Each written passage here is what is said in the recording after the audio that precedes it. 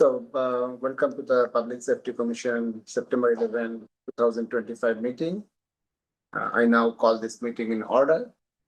And I don't have the tool, but that's okay. And so Marta, please help us to conduct the roll call. Yes, Chair Doss, Yes, present. Vice Chair Rajaram, Commissioner Beggar, Yes. Commissioner Sapaharam, Commissioner Klein. Yes. So we have the quorum right now. We can start it.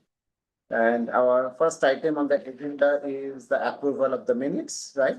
So can I, start that? Does anyone have any questions about the minutes? Changes? Right. Okay, so can I have a motion to approve the meeting then? I can make a motion to approve the meeting minutes. And Someone to you- second? Yeah. Yeah, for seconding, you can second it also. Okay. Okay, so Commissioner Baker making a motion and Commissioner seconding. Okay. Chair Doss, Yes, Commissioner Begor, yes, Commissioner Klein, Yes. motion carries. thank you. So our next thing in the meeting is, do we have any postponements right now? So we have our new Commissioner Klein, if you'd like to say hi and introduce yourself. Awesome. Yes. So the new commissioner, let's introduce. Yeah. So my name is Greg Klein. I come from a CERT background and I've been active since 2017. I am one of the stewards of the ARC or a ARC in Cupertino, the Regnart Tessellations, I think is what the campus is now called. And very excited to be here. I'm very interested in emergency preparedness, especially, but interested in being able to help out. I've been living in Cupertino since I've been 3, so a great number of years.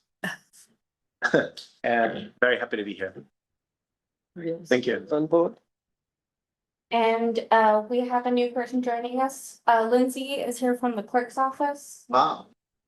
Yeah. Welcome, Lindsay. I'm the administrative assistant at the clerk's office, so I'm gonna be doing roll call. I'm gonna be doing the votes and the minutes for this meeting. Welcome.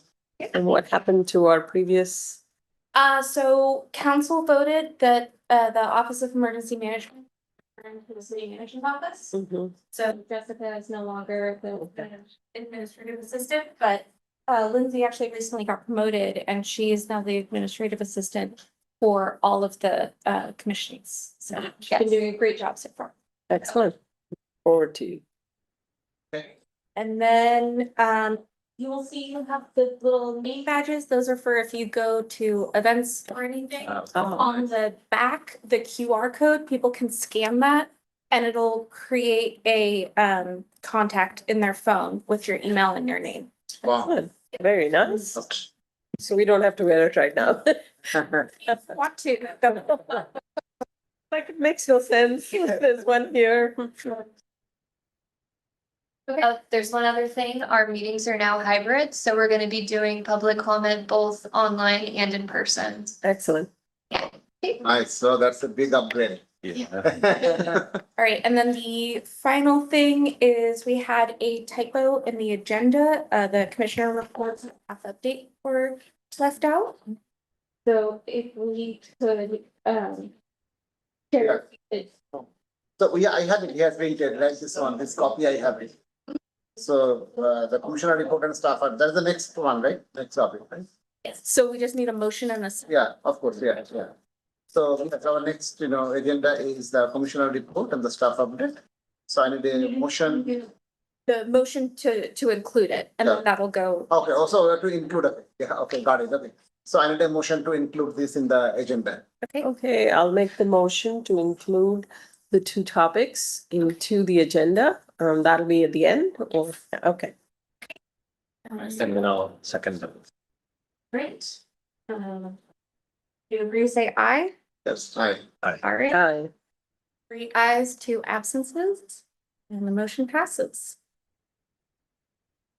And next we have oral comment. There, if you would like to open the floor for oral comment. Yes. So this is the oral comment section, and this is for open to public who are present in the room, for the residents and public, and as well as virtually. And I think everyone has the opportunity to speak for 3 minutes, right?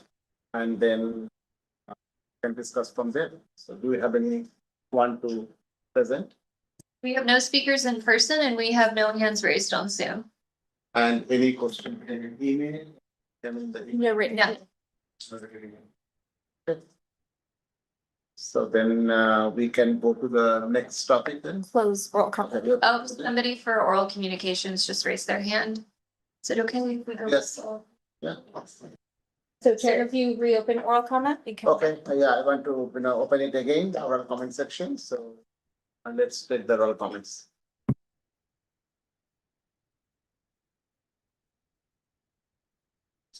Welcome, Frank. Hello, hi. Hello, can you hear me? We can hear you. Yes, we can hear you. Okay. My name is Frank. Actually, I only find out we have the public safety meeting like a few days ago. I didn't have enough chance to let's say talk to some of my neighbor or friend who actually have the same concern. So Hopefully- basically, hello, can you hear me? Yes. Hello? Okay, so basically, I live in Cupertino for 7 years. I have two young daughter. One is in elementary, one is in middle school in Kennedy. So we live in the Varian Park area. So every day I can walk my daughter to Varian Park to Stevens Creek. But now I need to drive my older daughter to Kennedy. So this year Kennedy they start to have every student start at 8 o'clock. The traffic is like a zoo. It's like horrible. 10 minutes drive, we take 45 minutes, sometimes an hour.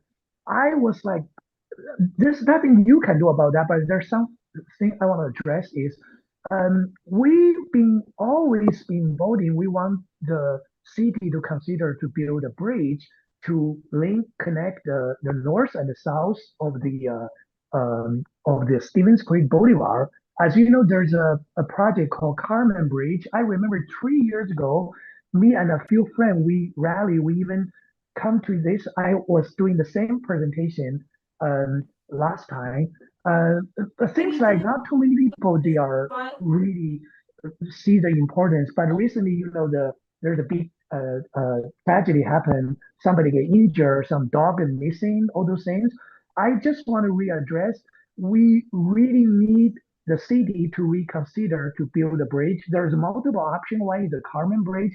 Also, uh, there's a owner. I know the gentleman who bought the land to open that to the public, so every day we can pass through the Varian Park to the Blackberry Farm with that entrance.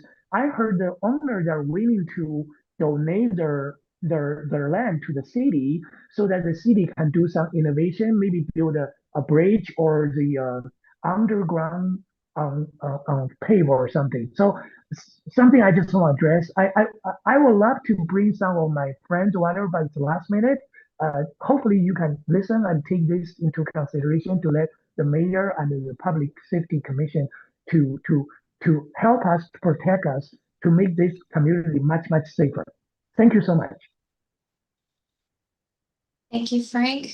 We have no other speakers on Zoom and no one in person, Chair. Okay, then we can close the communication section. Do we need a motion to close? Okay, we can close it, right? Okay. And so now our next is the old business in the agenda. We have no old business, Chair. Oh, okay, so we have to. Okay. So we have a presentation from Charles Harris. He is the Senior Public Information and Communications Officer for the County's Office of Emergency Management. And go ahead and share.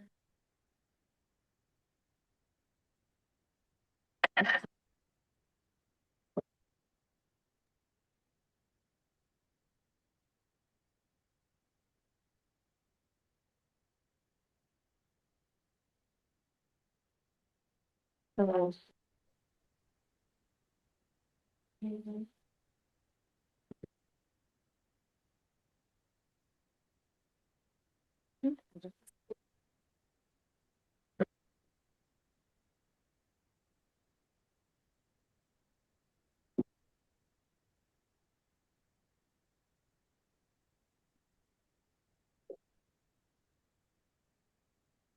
do you mind sharing your screen? Yeah, sure thing. Let me see if I can do that. This.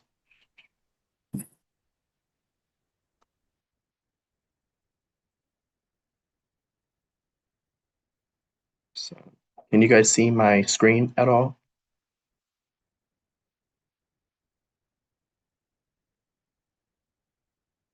Are you guys able to see this? Yes, we can see it. Awesome. Perfect. Thank you. Awesome. So good evening, everyone. Thank you to the chair and the vice chair and the members for having me. I am Charles Harris. I am the County of Santa Clara's Office of Emergency Management's Senior Public Information Officer and Communications Officer. And today we're going to be talking a little bit about alert and warning and the importance of Alert SEC, which is the County of Santa Clara's official emergency alert system. So just a quick overview about what we're going to talk about this evening. So we're going to talk about who we are as an organization for the Office of Emergency Management. We're going to talk about the importance of emergency alert and warnings, coordination with local jurisdictional partners, promoting Alert SEC to increase subscribers, multilingual alerts, and the whole community approach that we take within promotion of Alert SEC. And then we'll talk about a call to action that everybody in the community can use to be able to support everybody signing up for Alert SEC.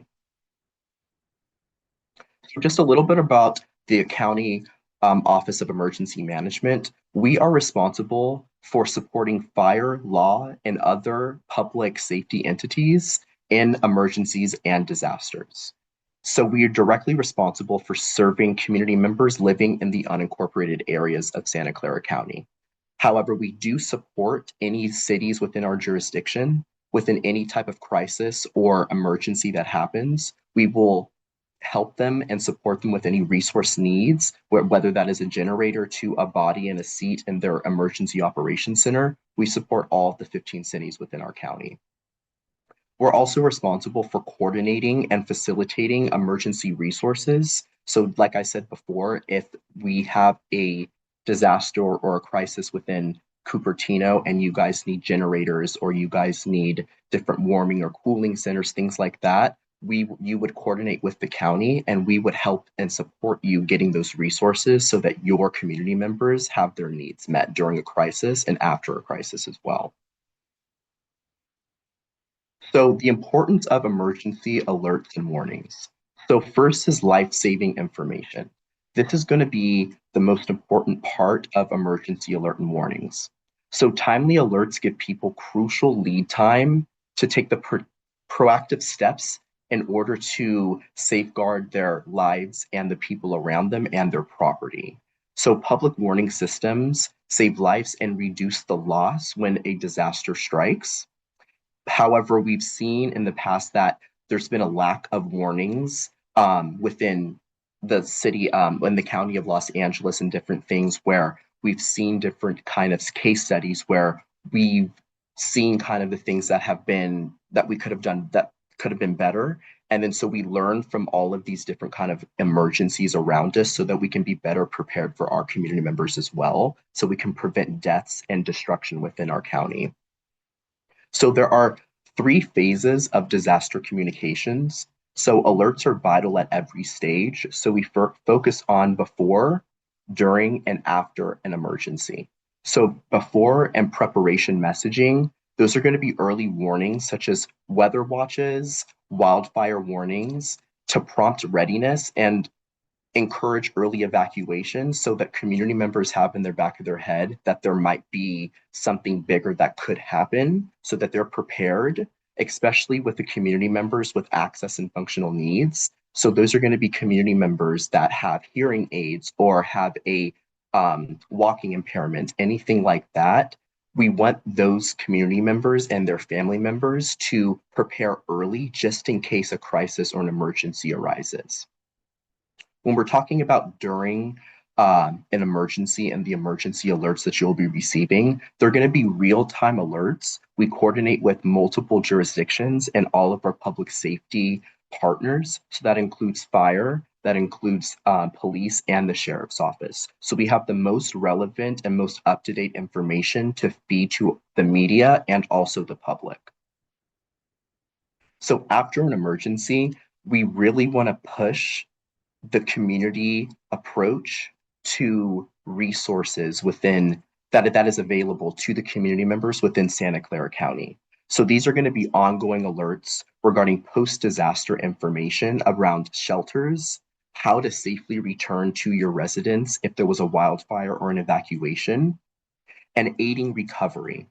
So keeping the public informed after a disaster is very, very important because after when a disaster happens, everybody is wondering what's next, what do we do to move forward? So this is very critical information that we share with our community members so we can get back to a normal type of society after a disaster.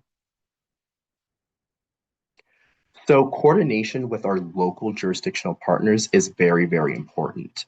We need to have a unified county system. So that means that all cities and towns in the county of Santa Clara, they share one alert platform called Alert SEC or Everbridge. So that is a whole platform that every single of the 15 cities in Santa Clara County has access to. The county pays for that, and it is up to that emergency management department within that city to use and utilize that Alert SEC system.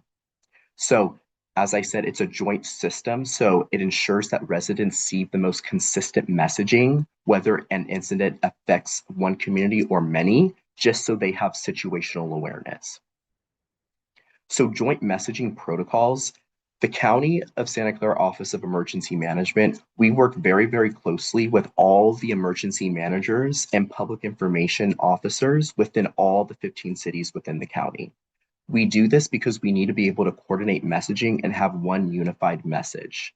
If we have misinformation going out or two different pathways of information of what you should do next for a community member, it gets very confusing. So making sure that we have a harmonized communications plan is very, very important when we're communicating with community members. So we'll talk a little bit about Alert SEC and promoting it. So this is my favorite thing in the world. I love marketing, I like promotion, and I love connecting with community members. And so I've had to understand what the need was in the community in order to be able to fill those needs specifically within preparedness and emergencies within Santa Clara County. So what I've learned about alert and warnings is that there's an opt-in challenge within the community. So Alert SEC is an opt-in system. So that means that residents and community members or anybody that wants to sign up for Alert SEC, they have to do that themselves. It's not automatically in their phone or added to their contact book at all. So that is a challenge that we have to communicate with the community, that you have to be able to do this on your own and also promote to other family members and neighbors that you have to sign up for these alerts in an emergency so you can get those critical messages of the next steps. What we really try to push is easy and free enrollment within Alert SEC. When we go out to outreach events, a lot of people might be a little hesitant around signing up because of their personal information being secure, or if we are going to bombard them with a bunch of messages. We try to encourage them and we try to inform them that you won't be getting any type of messages that aren't relevant to you. So Alert SEC is based upon zip code. So anything that is happening when you register within your zip code on Alert SEC, you will have that option to be able to widen kind of your location of what kind of alerts that you want. So we try to emphasize that it's very easy and it's free, and you get to control how you are communicated with and what kind of alerts that you get. So public education and outreach, we are one of the most robust outreach robust outreach programs that we have at the county. So we have a lot of different outreach events each year. We attend a lot of outreach events with dignitaries and hard to reach communities. So we can really try to grab as many people as possible and grab their attention to alert SCC and alert and warnings. So tabling at community fairs, dignitary events, and preparedness workshops, demonstrates Alert SEC, and we kind of show them in person how Alert SEC works and how to sign up and the importance of that. We also do a lot of digital campaigns. So we have regular social media messages and reminders urging signups for community members that might have not signed up yet, or community members that have signed up in the past and they need to update their relevant information. Something that we've seen is that a lot of people that have either moved locations and their zip code has changed, either from Cupertino or San Jose, for example, they've not updated their Alert SEC. So we are really trying to encourage people to stay up to date with their relevant information so they can get those critical alerts wherever they are. And then lastly, partner engagement. This is super, super important. We coordinate with schools, libraries, CERT teams, neighborhood associations, dignitaries, you name it. We really try to push the alert and warning system, Alert SEC. It can be a life-saving tool in an emergency.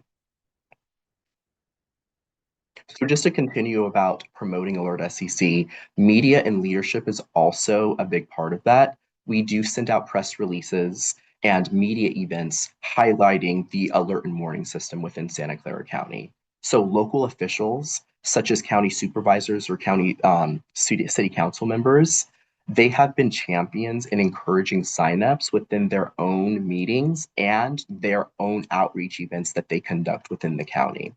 And we've seen a huge increase in subscribers and registrations when dignitaries and people that are leaders within their community, whether that is faith-based organizations to nonprofits, we see a lot of people signing up after an event that we've attended with a large audience that is supportive of that leader. So we'll talk a little bit about multilingual alerts and the whole community approach that we have for the County of Office of Emergency Management.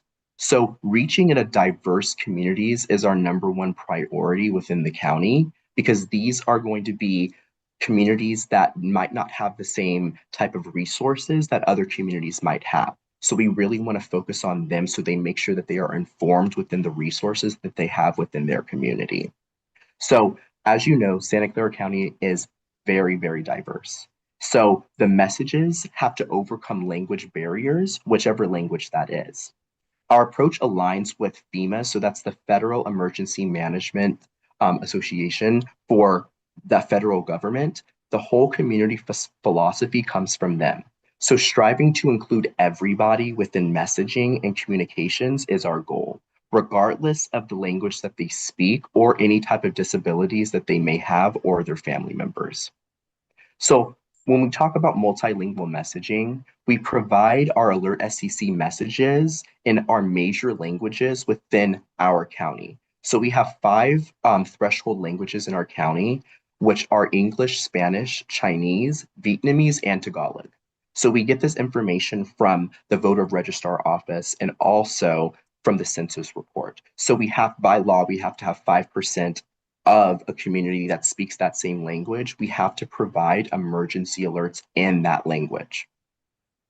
So as I was saying, in alerts in multiple languages, when a life-threatening incident occurs and authorities will send out an Alert SEC message, we can send out an additional message or a preferred language to that specific person. So we do have a new feature within Alert SEC where you can have a preferred language, whether that is Spanish or English or any of our threshold languages, you will be sent that alert in your language that you know.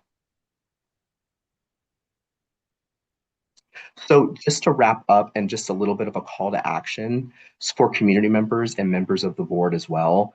So why does this matter? So effective alert and warnings before, during, and after disasters are the cornerstone of public safety. So as we've seen in Los Angeles and different other crisis that happens in emergencies, alert and warning has been a huge issue in a lot of those situations. So we really want to take those situations as case studies in a say and understand what we could do better so we can better support our community so that they have the information and the resources to be resilient. So the role of the commission and the community leaders within all the cities, and the Cupertino Public Safety Commission, we really want and encourage you to amplify our messaging, whether that is Alert SEC or that is our Prepare in 4 Steps program, which is signing up for Alert SEC, building an emergency kit, preparing for an emergency, such as creating a family communications plan, and also helping family, friends, and neighbors. We really want to encourage as many people as possible to talk to other people about their emergency management plans. So continued collaboration, we're going to continue to work with all of our jurisdictional partners, whether those are NGOs to any type of organizations within our community. We are going to connect with them and share our alert and warning strategies so that they, if they're asked in an outreach event or one of their meetings about the County of Santa Clara's emergency alert system, they have those specific talking points and those call to actions. So we do have a unified message within all of our jurisdictional partners, including our NGOs. So in closing, I really urge everybody, if you've not been signed up for Alert SEC, to sign up at alertsec.org. And you will receive information around what kind of alerts that you will receive on your phone, landline, or email. So we really want to encourage you to sign up for those alerts because they can save lives around us. So if there's any questions, I'm really happy to answer them. And thank you so much for having me.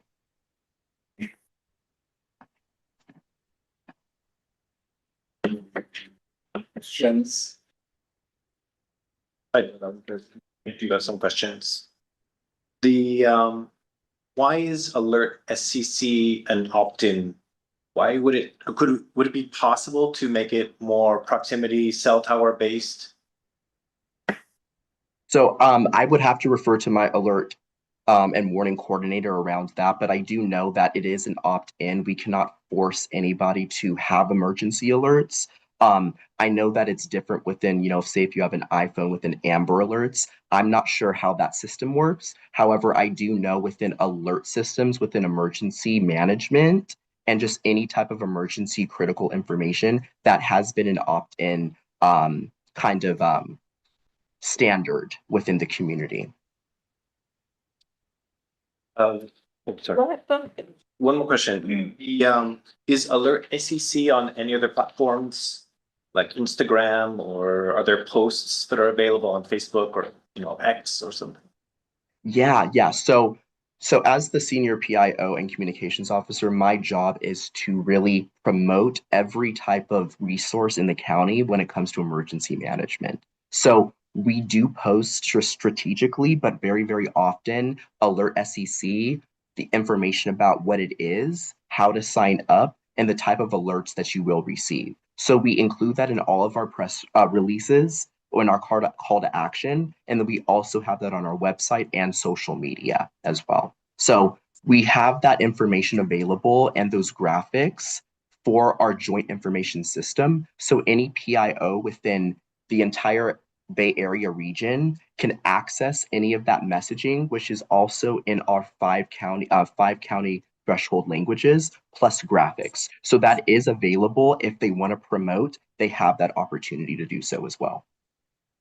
Just to clarify, so Alert SEC goes to phones, but the public information officers also use social media. So it's separate, it's similar messaging, but there's different limitations to different things. So the Alert SEC message itself does not necessarily go to Instagram, but the public information officers are still using those kinds of tools.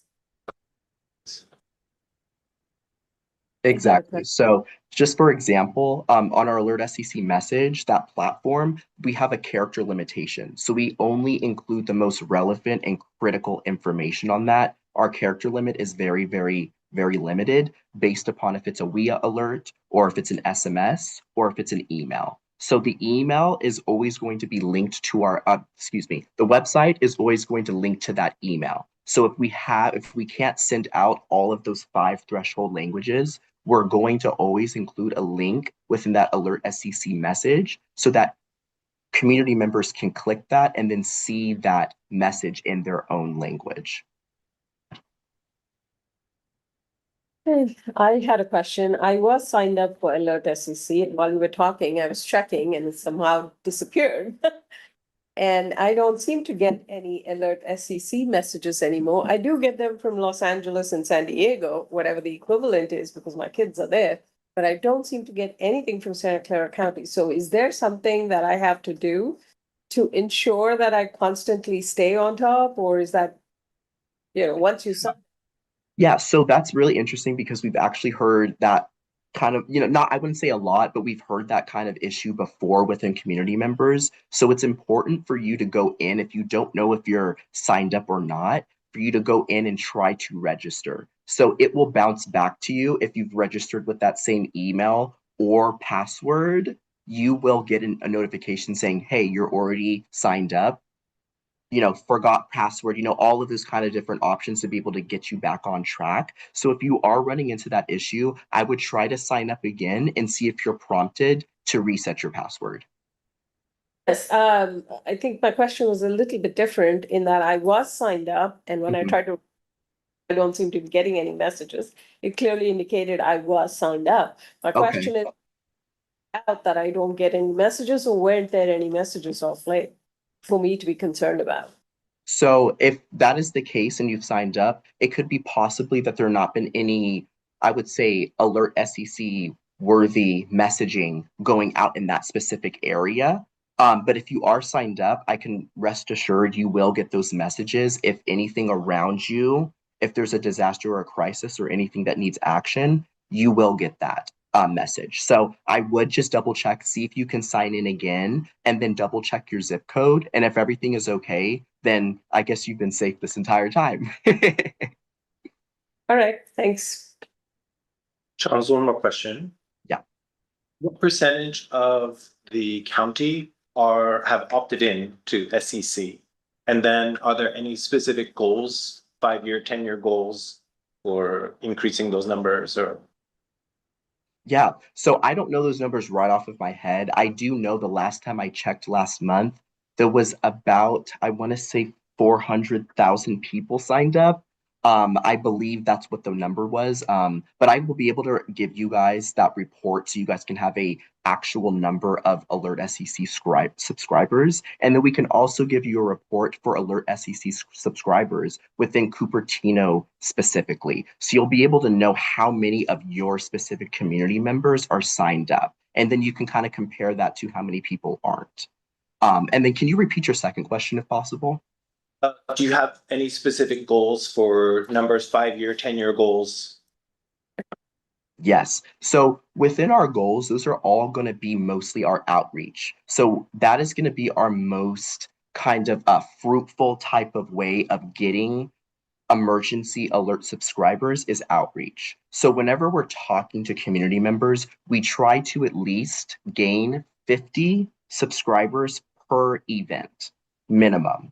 So that is going to be making sure that we are introducing Alert SEC, explaining the importance of it, and then also aiding and supporting community members with signing up because it's something that might be simple to one person might not be to the other. So we really want to be cognizant and have that whole community approach to encouraging and showing the positivity of signing up for Alert SEC. So we do try to have at least 50 per event that we go out. And of course, with social media, depending upon ads and stuff like that, our subscriber will increase depending upon how many ads that we do that month. Quick question. So like when you try to sign up for Alert SEC, it's like, I think it shouldn't it just be as simple as like adding your address, your email, your phone number, and that's it? Like, why is there a need for a username and like security question, password? Like people have a lot of, like, that's a big barrier for entry, right? Because that's like one other password you have to remember. Like even I have like a natural, like, like repulsion, like in setting another password and like security question, right? Like, I guess like, are there any thoughts on just simplifying the onboarding process? Yeah, so we're not necessarily in charge of how the security of that platform. We are contracting out with Everbridge. So Alert SEC is our brand that we promote to our Santa Clara County members. And so if we are hearing anything from community members that might be it's difficult to sign up or any of the things that you've acknowledged, we can go to that our alert and warning coordinator and see if they can contact that vendor, Everbridge, to see if we can change those types of options. I'm the public information officer in communications, so I'm not sure the logistics of that process, but I can definitely reach out to my leadership team and also Jeff Walker, who is our emergency alert coordinator for our office, and see if we can kind of figure out how we can simplify that sign up process as well. Yeah, because I think it's like, it's already probably challenging enough for people to get to the website. And then once they're at the website, we need to make sure that it's like as easy and doesn't have like barriers of entry, right? Yeah. Like it'll be good to make that change. Actually, as a follow-up to that, do you have any kind of an app that I can maybe download? Because people are more comfortable downloading an app than to have to go to a website and remember all of this stuff. Because once you, like there's Pulse Point, right? Pulse Point's an app and I can go quickly and see what are the issues in my area, if any. But So I've been with the county for 3.5 years now. So I know that about 4 to 5 years ago, there was an app and there was an Alert SEC app. From my knowledge of my previous leadership team, I've heard that it was not necessarily a success. I'm not sure the process of that, but I do know that there was an app at one point, and I'm not sure if what the issue was with that app, but it was not being sustainable for community members in a sense. So we found that Alert SEC and getting a text message without downloading something was better. That Okay. might have changed, but that's the last thing that I've heard about an app. We did try that in the past, but within our leadership team, I just know that it wasn't as successful as the text messages that we've had first, if that makes sense. I have a suggestion. So when she was mentioning that she didn't get any alert and eventually she lost track of it. I was checking my mail. I think the last email from 2024, I logged in. The last notification is from July 2024. I think no news is good news, Yeah, right? But I absolutely. think a periodic, like a message saying that, hey, you know what, this is a test alert, like once in a Yeah. year or something. That way people don't forget totally all at SEC. It's a very important communication system. So I think maybe something that I would recommend. That's Yes, it. and sorry to interrupt. Go ahead. I was just saying that's a good idea. That's probably, as you mentioned, I think I had the app a few years ago, and for whatever reason that went away, and now I don't go to the website, so I don't get a whole lot. And like you said, the Okay, last thanks. email was from July 2024, so I completely forgot about it. Yes. So I want to just reiterate as well that our alerts for the county, we are not responsible for all of the cities within their within any crisis or emergency that happens. So for example, if there is a some type of police activity and they're saying avoid the area, if that is going to be in Cupertino, that's going to be the city of Cupertino's job to send out that alert. We don't have the capacity at the county to send alerts based off of all 15 cities. So as I said, all 15 cities have access and the templates for Alert SEC to send in those types of instances. So if you're getting something from from Santa Clara County OEM, you will see on the bottom of the message sending agency, and you'll see kind of how frequent the city of Cupertino or county office of emergency management sends out their type of alerts. So like I said in the presentation, we are supporting all of those 15 cities, including Cupertino, within that emergency alert system. And then so if Cupertino cannot send out an alert in a timely manner, we have county communications, 911 communications, to send out those alerts on behalf of those cities. So we have different, strategic processes to be able to get that messaging out in a timely manner and in the correct language to those specific community members as well.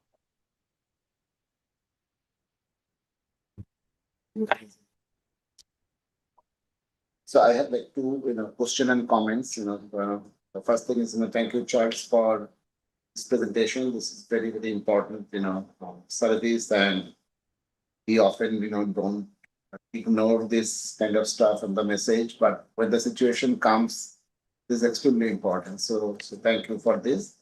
So one logistical question. So some of the information that shared that the percentage of Cupertino residents who are, opted for this or not, what is their, subscription number currently, and the outreach in Cupertino, how much has happened.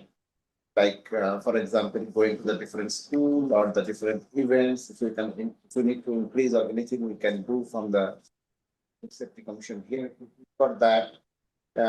So can you send us those reports via Marta to us, when all the commissioners can take a look at that, and we can basically take some think about that the next step if we need meaningful action from our side.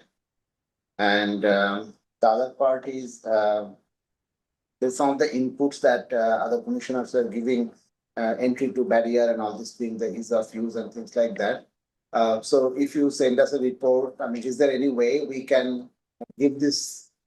I understand that you don't have all the answers, especially the technical answers, security, concern, and why it's not like Amber Alert and things like that. How we can channelize this, our input. Is there any way, if you can share those information to us, maybe we can, follow up on that. Definitely. So I have a whole kind of digital toolkit around Alert SEC and emergency and alerts in general, specifically to our county. So I will be able to share that with Marta and anybody else that is available to showcase the type of messaging in all of our threshold languages with the accompanying graphics to visually show the importance of Alert SEC. So I can definitely get those materials to you. And then I can also give you some Alert SEC cards. So I actually revamped those cards about a year and a half ago. And so they have a QR code. It has a lot of great information, and they're in all of our county languages. So it's front and back with an English and Spanish, and then Chinese and Vietnamese. And then we also have a third one with Tagalog and then English as well. So I will give those to your Department of Emergency Management, and you guys will be able to use those at your outreach events to be able to promote that material. Thank you, that will be good. But beyond that promotion material, we wanted to know basically if we want to give some improvement feedbacks. For example, that why this is not a push like a Amber Alert, right? What it takes. Why this cannot be as simple as just giving a phone number and automatically you get the message? Why, it will be more than that. So how we can channelize those feedbacks? If you can give those information, then we, can share those. Yeah, definitely. Yeah, I will connect you with, you can also submit also on alertsec.org. On the bottom of the page, there is a report a concern option. So you can submit it either there. And then I'll also provide Marta with our alert and warning coordinator's email address so that he can actually go in and see what kind of, what possibilities and changes that we can make to that system. I don't manage that system. I'm more of the writer. And then so our team would be able to send those out strategically. So he knows more of the technical aspect of that platform. So I can definitely connect you so you can submit your questions and any kind of concerns around how we can make it easier to sign up for Alert SEC. That'll be helpful. Any other comment on this one? Then we can close. Public comment? If you would like to open for public comment? Yes. Oh, public comment. Okay, so is there any public comment on this? Anyone? We have no speakers in person and no hands raised on Zoom, Chair. So then, so any other commissioner final comment before you close this? All right, so then we can move to the next topic then. Thank you, Charles. Thank you, everyone. Have a great night. Thank you, Chair and Vice Chair members.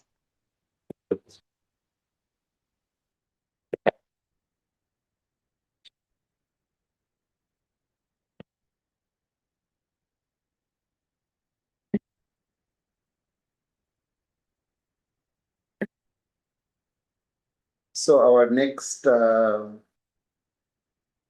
agenda is reports, right? So I think fire sheriff department report, right? I can start it. Who wants to go first? Who goes first? Captain? You mind if he goes so you can take off? Absolutely. Yes, Captain, last time we were taking away. And All right, well, evening Chair, Vice Chair, Commissioners. At the request of the last meeting, you wanted some statistics regarding some of our traffic incidents in Cupertino. Additionally, you guys wanted some pedestrian safety tips. For this, I have Detective Chad Biscardi with me today. He is a former motor officer in Cupertino, did it for many number of years. He's a member of our STARS teams, which is our Sheriff's Traffic Accident Reconstruction Specialist team. So he goes out to the major accidents and does a lot of the calculations and stuff like that. So I'm gonna turn it over to him and we can talk about pedestrian safety. Well, good evening, board. Detective Chad Biscardi with the Sheriff's Office. As the captain explained, I've been here within the city of Cupertino. I'm very familiar. Spent a majority of my time at the Sheriff's Office here on the West Valley Patrol, where a lot of that has been in traffic. So I've tours on motorcycles where I've been out here and responding to accidents, investigating crashes, and dealing with traffic complaints. But so we're going to go ahead and go right into a presentation here, and towards the tail end of the presentation, I'm going to go over some statistics as well. So if we can go on to the next slide. So just to give you a little topics of what we're going to cover, we're going to go over some pedestrian safety tips. These are generalizations, so this way all pedestrians should be utilizing these typical tips whenever they're crossing or walking anywhere. We'll go into some driver safety tips. Same thing, similar concept, dealing with specifically pedestrians, as well as some citation statistics and accident statistics. All right, so traditionally as a pedestrian, you want to make sure that you use crosswalks at intersections, right? Because why do you want to do that? Well, that's where drivers expect to see you. Usually at intersections where you're going to find crosswalks, and drivers are expecting to see pedestrians crossing within those crosswalks. That makes sense, right? Also, as a pedestrian, you want to make sure you wave and try to get some acknowledgement from the driver so that they see you. There's a lot of times that we have become so busy in life that we forget to pay attention at what we're doing and we just make assumptions, right? So always try to wave and see if you can grab their attention, right? We make sure, we want to make sure that all of our pedestrians are obeying any signs or signals that are posted anywhere, right? Whether that's the walk sign, the don't walk sign, or just old standard signs that are specific to pedestrians, for example, no crossing, right?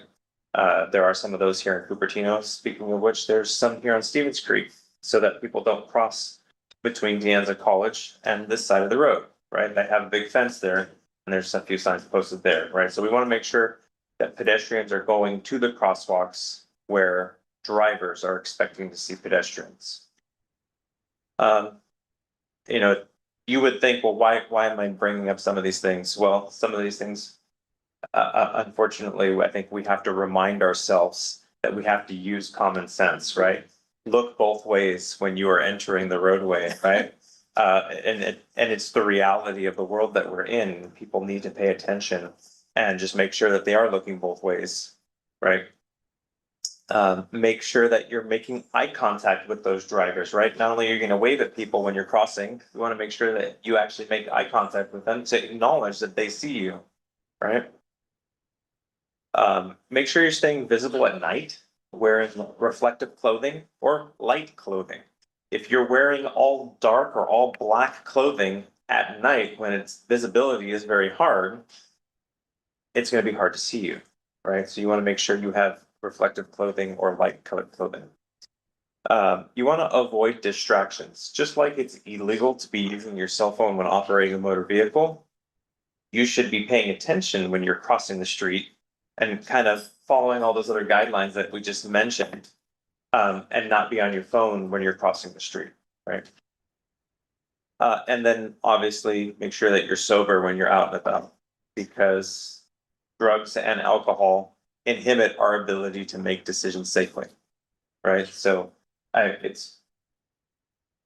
these are just common things that as pedestrians you should be paying attention to, right?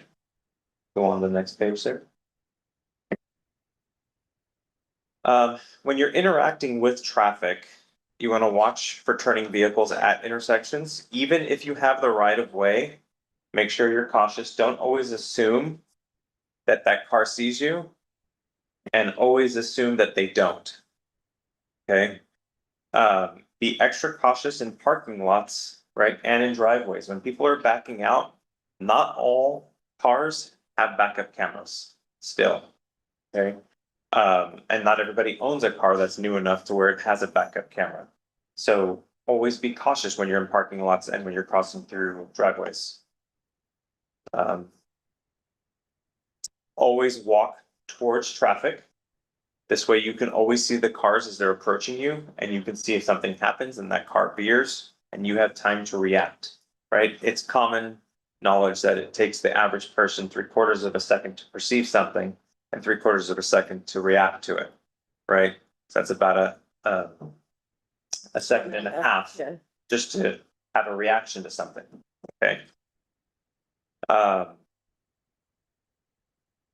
Make sure you try to stay as closest to the furthest edge of the roadway as possible, right? If you're lingering closer into the road, more likelihood you potentially get hit by a car or a larger vehicle, right? Especially when you have a driver that may not be paying attention.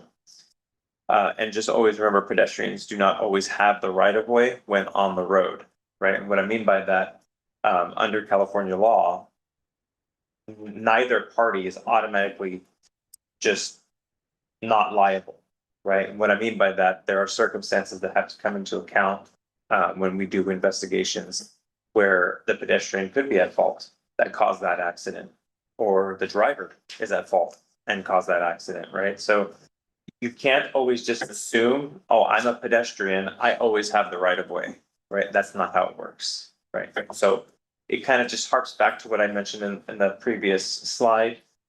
Always assume they don't see you, okay?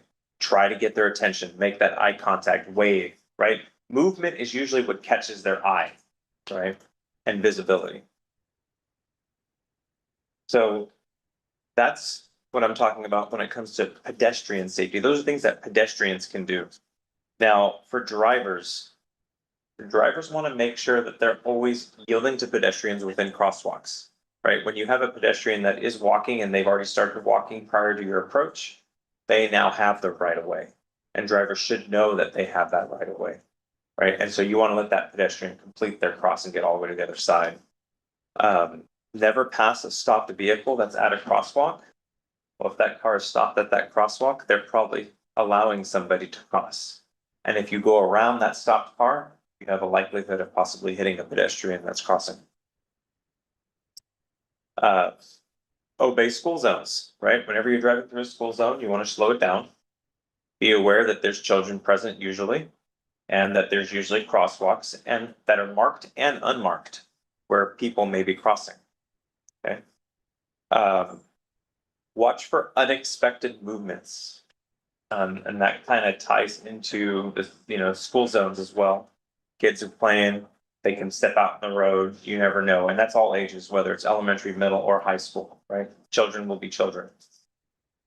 Avoid distractions, even in the car, right? That's electronics, headphones, right? Those are things that you need to be aware of as a driver so that you can make sure that you can hear somebody when you're approaching and entering the roadway. And don't always assume that the pedestrian sees you. Oh, I'm close enough, they're not gonna step out, right? Don't ever make that assumption as a driver, because you never know what a pedestrian is gonna do, right? You don't know if that person's possibly under the influence of something, right? And they can't make proper judgment, right? So always just be cautious that that pedestrian does not see you. And be cautious in poor visibility when you're driving through areas where it's not very well lit. Just be aware that people do wear dark clothing and it is sometimes hard to see them, right?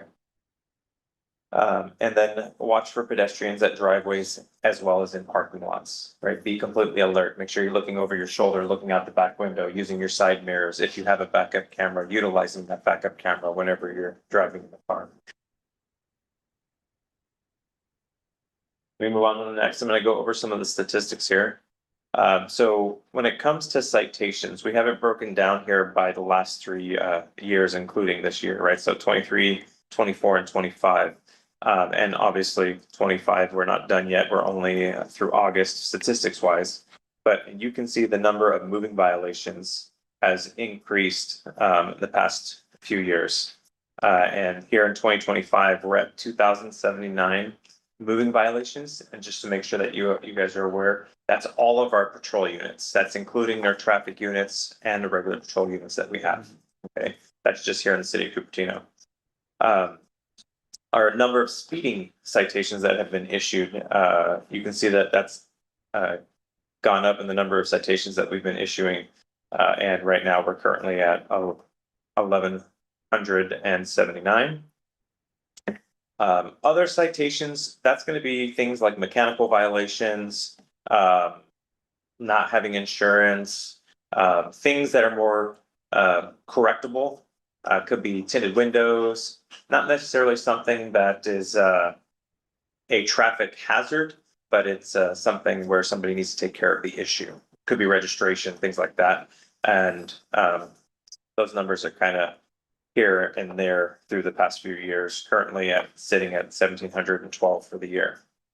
Number of DUIs for 2025 is currently at 8.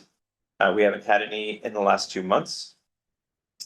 And the number of injury accidents for this year so far is 64. So that you guys are aware and have an understanding, an injury accident can include just complaint of pain. So they may not have been transported to the hospital. They don't have any physical visible injuries. It's just they're complaining that their neck is sore. That is identified as an injury. Okay, all the way up to severe injuries. And then accidents where it was just property damage, the number of accidents, you can actually see that there is somewhat of a correlation. The number of citations have gone up and therefore the number of accidents have gone down. And you can see that right now at the year, we're currently at 216, which is less than what we had in 2023 and 2024 at this point. And then the number of accidents that were as a result of somebody who was driving under the influence, for the year, we are currently at 7. Okay. And here we kind of have a breakdown of those accidents by month for 2025. So total number of accidents, including everything, we're at 287. But you can kind of see here how it's broken down. It's broken down by the number of injury accidents, property damage accidents, accidents where there was no detail, a bike versus a pedestrian type of accident, hit and run where there was an injury, hit and run where it was property damage, hit and run where there's no details, and then a DUI injury and DUI property damage. Okay. Any questions about the presentation or this? Anything else that I could possibly answer for you? Great data. It's really appreciated. You get a copy of this presentation, Martha? Yes, the presentations and reports are Okay, included. will be in the awesome. So the pedestrian, they get also citation, right? Sometime. Well, under current law, there is a moratorium on us issuing citations. What I mean by that, their laws are still on the book. In regards to, we can still enforce those actions if the pedestrian almost causes an accident. But they put a moratorium on law enforcement, taking any action for 10 years. The answer is no. They're doing a study currently, and that study is covering a 10-year period. The laws are still on the book, they're still active, but as law enforcement, we are not taking action unless somebody almost causes an accident. And bike, how about bike? Bike, get citation. Bicyclists can get citations, yes. And even biking without reflex. Saying. They could be cited, yes. They could be cited. One of the things is that I think, my observation in Cupertino is that some of the busy areas, especially near, big supermarkets like, Trader Joe, that area. Or the Safeway, those kind of area. So what happens that a lot of people go there for, shopping stuff, grocery and all this. And the two red lights are so sparse on Bollinger or some of the streets. And a lot of people just, they go just cross the street. Maybe And there is no- without like pressing the button. Button is too far, people don't go that far. Oh, okay, you're saying Yeah. just in the middle of the road. That's the Okay. middle of the road because the two red lights are so sparse, so, but there is a very busy, supermarket there. So a lot of people just, cross the street, they just watch and do this. I mean, is there any, possibility, how do we like channelize that? If we put some, this walkway or something, at least that is something to alert, okay, even if they're crossing, there's those, and then the drivers also a little bit get alert, right? That we have to be a little more careful. It's not a free street over there. So what I would tell you in my experience, you can always add like a mid-block crosswalk, Uh-huh. but here's the problem that you could run into. Mm. Where are drivers looking for pedestrians? At intersections, when you have a mid-block crosswalk, those usually just come out of the blue, out of nowhere. And then, so even with markings, even with signs and even with reflectors, there's still likelihood that a driver could potentially not see anybody that's crossing, Yes, right? Especially if it's not lit well, yeah. right? So, you have potential issues with mid-block crosswalks, whether they're marked. So it is an option. That's something that you can consider. Yeah. I would tell you to err on the side of caution Yeah, because drivers don't look for pedestrians Yeah. in the middle of Yeah. random straightaways. Yeah. They look for pedestrians at crosswalks, at intersections. Yeah. Because not only are cars crossing there, totally, yeah. that's where they expect to see pedestrians crossing. Yeah. Because I'm saying personal experience, I live one of those, close by areas, I know that every half an hour, if you stay there, at least 3 people are violating that. And that is constantly happening, it's a real, danger. And at least, even if it gives, let's say 10%, 20% benefit on alerting people, still it is, I feel it is really helpful. And also other thing, because I saw like people like, let's say they come and they want to, go back, they just came from Trader for example, they want to go back, they will take a very quick U-turn there.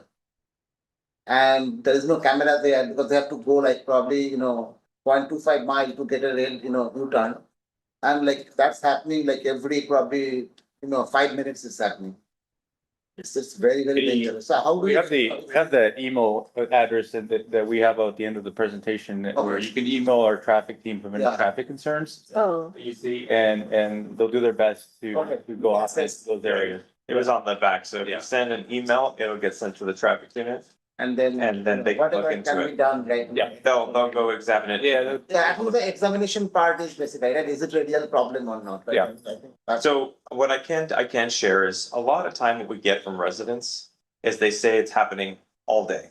Yeah, But we'll go out there and it's not happening. it's not all day. happening that way. There's specific timeframes. I believe what they're telling us is true, Yeah. 100%. Yeah.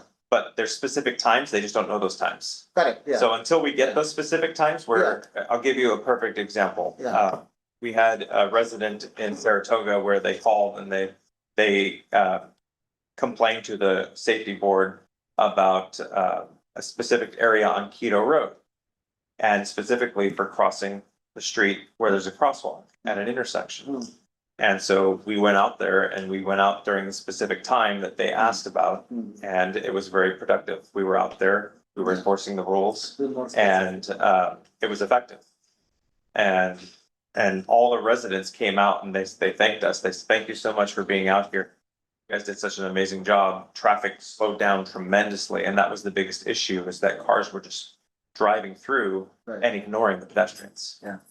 So one of the things that we get few emails, I think, that, you know, as the public safety commissioner, we get some emails from the residents about this traffic thing, right? So at least I have not personally followed up, you know, or tried to reach out to the sheriff's office or anyone. So if we do that, Marta, and how do we do that? I mean, we send the email directly to sheriff's office for action, or just to investigate, or? Well, you can always email us with traffic concerns. If there's something you want us to come back to you guys with some more information, though, I think we come through me, because I don't want, they will come to certain areas of concern depending upon staffing levels, and if there's no accidents or anything else, they'll target some areas. But if you want specific enforcement on certain areas because of multiple complaints, so there was a resident here last time complaining about Rainbow. We did some information on Rainbow, but there's only been 3 accidents there, and we've issued over 40 some odd citations or something like that in Rainbow. I mean, so, 45 for the year, just on Rainbow. and so we need to know exactly what is the concern, where is the concern, what times are the concerns, Sure. so we can address Okay. those specifics. So we can directly contact you and email those whatever we hear, and then. Yeah. Can take a look at Mhm. from there. And my last question is on this, sorry, I just got a bunch of questions to take the opportunity. The cameras that we have in the city in the different, I forgot about that, the response is those camera right now. You're talking about the flock cameras, or you're talking Not about the, the? not The automatic license. regular cameras. Oh, That capture if somebody is doing a violation or things like Yeah. that, right? Those are all in, not every. No, they were outlawed a couple of years ago, and it wasn't until just recently that the legislation just went through allowing, I think, 5 cities in the state of California. There's a pilot. Yeah, it's a pilot program. San Jose is one of them. Los Angeles, Started again? yes, Oh, San and Jose San started. Francisco, but they're only allowing these certain cities to do it right now. Okay, but They're not allowing everybody to do it. Cupertino is not there. No, they're So not. San Jose, all the cameras right now active, that means you are I saying. believe so, yeah, but there's only, the laws are only allowing these certain cities in the state of California to do it right now. it's Redwood City, I think is one of them, because I've got 2 tickets from them for making a right. So the red light cameras are legal in California. The cameras that the captain is talking about is speed enforcement. Yeah. Speeding cameras. Okay. So that is a pilot program that the state is doing, and it's only in certain cities. Speeding camera, red light camera is separate, different? 2 different things. Yeah. Different things. So red light camera is not legal in, No, red light camera is legal, the other one is not. okay, oh, that is legal. Depending on the city that how they want to enforce it, they're kind of hard to enforce because you're issuing a citation to the registered owner, not the driver of the vehicle. So, That's interesting. So Cupertino right now, red light and none of this is working. So I saw that near Dianza College, you know, all this camera, none of this is working. no. Do we even look at, I mean, do we look at the feed or not? I believe the Office of Emergency Management has access to the feed, but I think, and traffic engineers have access to the feed, but we do not. The county has a lot of very strict rules regarding surveillance use. Hmm. And anytime we quote unquote surveil on people, we have to go get permission from the board of supervisors, so we don't have access to those cameras. And if as a city, let's say, from the public safety commission office, if we think that is important for our city, how do we channelize this, our voice, you know, is this a state level thing or how? You talk about for the speed cameras and stuff like that? It's a pilot program. I think they're gonna evaluate it in the several cities that are allowed. And then they might give options for the cities depending upon how it goes. Okay, so our city didn't allow. or- No, they only allow, I think it's 5 or 6 different cities in the state of California. Those are the only ones that are allowed right now. Thank you, I think that's all. One question, perhaps somewhat related, but on McClellan, I noticed there are two. It's not like a camera, but it lets you know what your speed is. Those are brand new, fairly new, I So think. those are feedback signs. Feedback signs, correct. Just curious, is that I guess obviously that was put up because there were a lot of people. I mean, speed limit is 25 there, so a lot of people are probably speeding along. So we don't put those up. The city puts those up. Is that right? Yes. Okay. Yeah, I can speak to that. There was a neighborhood watch group who, over the course of, I think, 3 years, had meetings quite often and spoke with our transportation manager. That they were concerned about speeding there. The department then did a traffic, survey or study, before any measures were put into place. One of the things that was specific about McClellan is it is used by emergency vehicles, so some options were slightly different. it was very effective. I see a lot of people, as soon as they see that speed slow down, I see a lot of people start to brake. Yeah, okay. So I had one follow-up question. Now, it's very interesting to see the number of moving violations and speeding citations went up, so you're doing more. You're more around the area or, Well, a lot of that, and it's subjective to a lot of times the staffing levels, and last year we had some traffic officers that got injured, so when they get off injury, we don't have enough people. for an injury. Right now, we have a very robust traffic unit. And they're very aggressive, not aggressive, but they're go-getter. So, and so it just depends. It all depends sometimes on staffing. Yeah, that kind of explains it because I see a lot more patrolling, Yeah. so to speak, and I was like, oh, we got more Our money. numbers are slowly increasing. We went through a little bit of a defund moment, and we had lost some staff and personnel, but we're ramping up our numbers slowly. Oh, excellent, excellent. Yeah, I think this whole idea came up because of Rainbow having that issue with speeding. Okay, first of all, thank you very much for the sheriff's office to put the ongoing patrols and all the community engagement. So I'm hearing some of the concerns around the schools. I have two young kids, one goes to Lincoln, one goes to Kennedy. So I interact with a lot of parents. I'm hearing some concern around the safety around the schools. So is there any way you can increase the patrols? I used to see more officers, but I understand the staffing levels and all, but It's a day-to-day thing with our traffic team does make the effort, not only just a traffic team, but our school resource officers too, that make an effort to try to hit every school in some sort of a rotation. But when we have dedicated requests for like on Rainbow or McClellan or something, all of them will go someplace for that day. So we can't be everywhere in town at one time. But they make their best. They kind of, when they get these requests for different schools, they make a list of it and they just go around and try to make sure that we hit every school at least at some point in time. So I can give you an example. When I was on motors, which was only 3 years ago, when I was last on the bike, and I worked in Cupertino, I had a rotation of the schools that I would go to, and if I was fortunate enough that I wasn't called to an accident or anything in the interim, whether it was in the morning or in the afternoon, I was able to time it where I could go to one school, be present and visible. If I have to take action, I would take action. And that to be mindful, when I'm at the school, I'm not there trying to write tickets. I'm there to be visible, to make sure that the parents that are driving through are paying attention, right? Then I would go to the next school and so on and so forth. And on a good day, I could make, if I was lucky and the timing worked out, I could make it to potentially 3 to 4 schools every morning or in the afternoon. But sometimes I'm lucky if I could get to one school. So, like the captain said, it all depends on what's going on. If we have a specific complaint, that will take priority. We go deal with that complaint so that we can address it.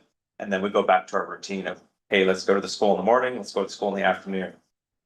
so for the specific scenario, like do you recommend writing an email or how do we register that? Yeah, if there's a specific school and a specific time that you would like to take a look at, we can always address it. It always depends on calls for service.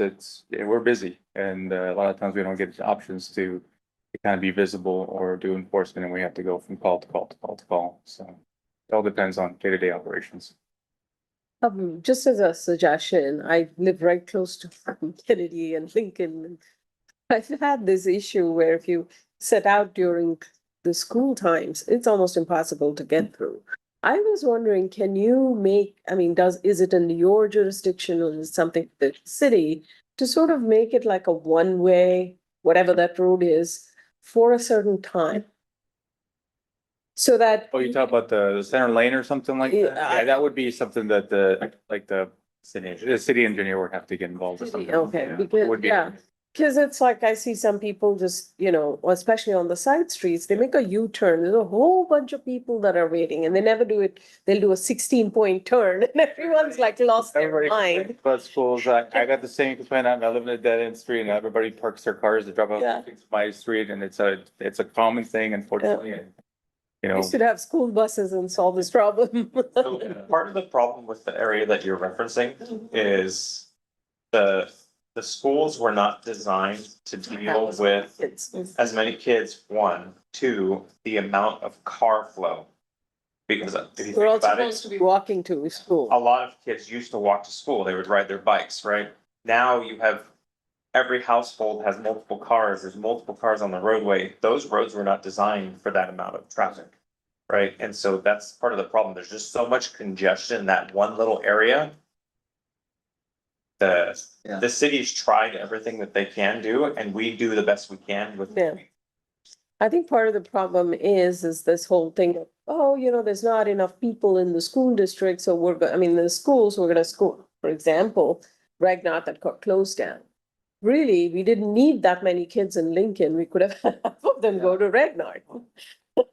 I think, Solved half the problem. I mean, definitely, this is the, crux of the problem, right? Yeah. City was not designed to handle this many. Right. And we are still building, I was yesterday reading the reports of mayor.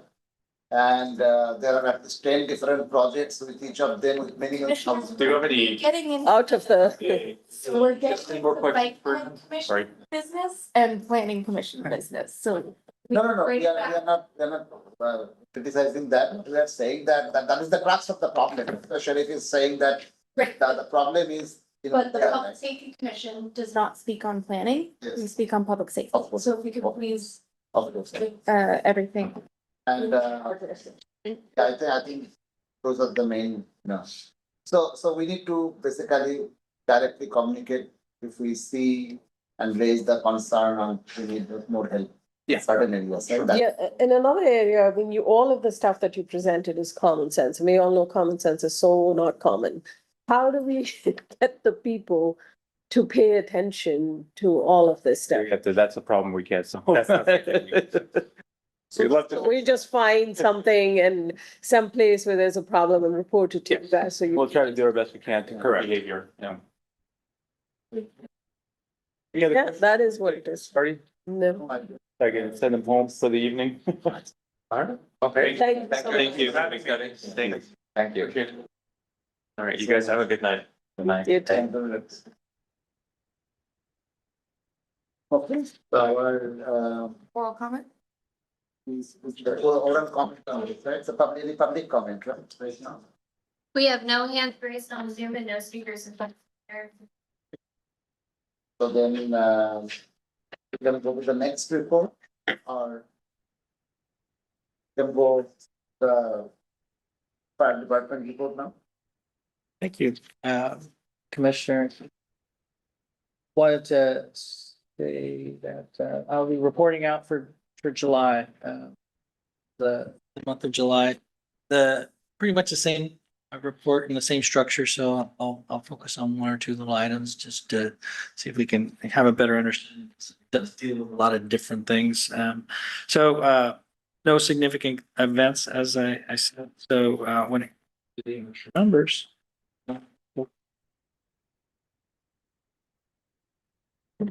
Very first portion, we got the total calls, basically a cumulative number through July.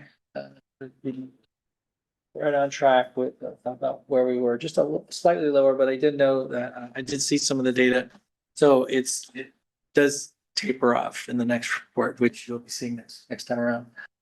So there's always a little bit of an ebb and a flow. It was a pretty mild last few months overall. The fire season started out a little slow, but it really picked up since probably mid-July and later. But it didn't affect our local units, and we were lucky enough not to get too many fires, and definitely none in Cupertino. But we did have Los Altos Hills, so it was busier. So for that, it was actually a pretty good month of July, given that July 4th and all the other events really did. I think the public messaging and just people looking and being responsible kind of helped out for that. The number of incidents by month, that particular report essentially just kind of rises and falls. I really would say whatever, if you see anything there that you'd like me to focus on or try to dig in a little bit, I can, but that particular graphic, I can say pretty much speaks for itself. One of the things about the on the lower left-hand side, that's the incidents by hour. So pretty much say the same type of thing because the call volume as people get on the roads. I'll just say that while the earlier conversation was going on, I thought, well, this is actually one of the things because law enforcement responds to the same things we do. It's traffic accidents, so you can see at 6 o'clock hour things start rising. So they actually may be committed. So just like us, the committed time for that 4 units would impact all public safety resources. So that availability in order to do collateral things or doing other things that would be desirable would be something that would also enter into the equation. But you can also see that once again, it just pretty much tracks because of for that commute hour. And then the dispatch incidents by type. This is one that is actually a pretty good month for fire. The types of events, once again, they're aggregated or they're put together in all types of fires. So exterior, outside fires, interior fires, something that might be in a food on the stove type of thing. So those get classified as the same type of, or they under this big category. Fire alarms, because the weather was pretty mild. Usually it's only when rain comes and things like that, that sensors start going off, or there's other issues with air handlers at commercial buildings. So those numbers are pretty typical for us. And then once again, the EMS is the lion's share of what we do. And then 2 response time breakdowns. They talked a little bit about how this works, and so that you get an understanding. If you have an opportunity to take a look at the page, essentially the different metrics for all of these are listed here. And I would say if you have a chance to go back, number 5 has the what looked like the gauge of speedometer kind of style numbers. The one I'll be focusing on tonight essentially is call processing. So there's when you see these average times, one of the things that you might notice is they don't actually add up to 100% if you just put them together. So the call processing time here is the time that it's measuring the time that the dispatcher is receiving information. At some point during that conversation, they're using this algorithm while they gather information so they can determine who should go, where they should go, and what they should be ready to do. So with that, at some point in the conversation, way before they're through all the questions, they will send the fire apparatus or even law enforcement, whoever needs to go. So they have enough info to initiate action. So there is an overlap of that call, the turnout time and the reflex time for the call processing time. So it may take a couple of minutes for them to get through. If it's a cardiac event, there's a number of questions that they can ask because sometimes there'll be notifications to the hospital. So it's a pretty comprehensive, they call it the EMD or emergency medical dispatch questions that are also identified in the that's supporting the definitions of these different metrics. Then I will move on to the next portion, and that is the incident by units, average response times within the Cupertino. So you look at the numbers and the average times. The average time units, you have basically 3 stations that are serving, but you have multiple units. You have a hazmat unit, you have a rescue, you have a tiller truck, a nice ladder with the 2 drivers, and a couple of engines or a few engines. So a lot of resources focused here that are also, we also have a communication OES rig that is dispatched and permanent out of here. So for that, you'll see, those number of responses that engine 71 went out on, above the average response. So, you will be getting, once again, a number greater than 100% if you added them up for Cupertino. But that's because, truck 71, hazmat 72, and, even some of these engines may be going to the same event. A structure fire requires several engines, truck, and or if there's a rescue response, you'll be getting hazmat 72 potentially, which I'll be reporting out on in a future meeting because we did have a hazmat event that came up last month. So that would explain why it's not like why the numbers, because there's once again an overlap. You have multiple responses. You can also see that in the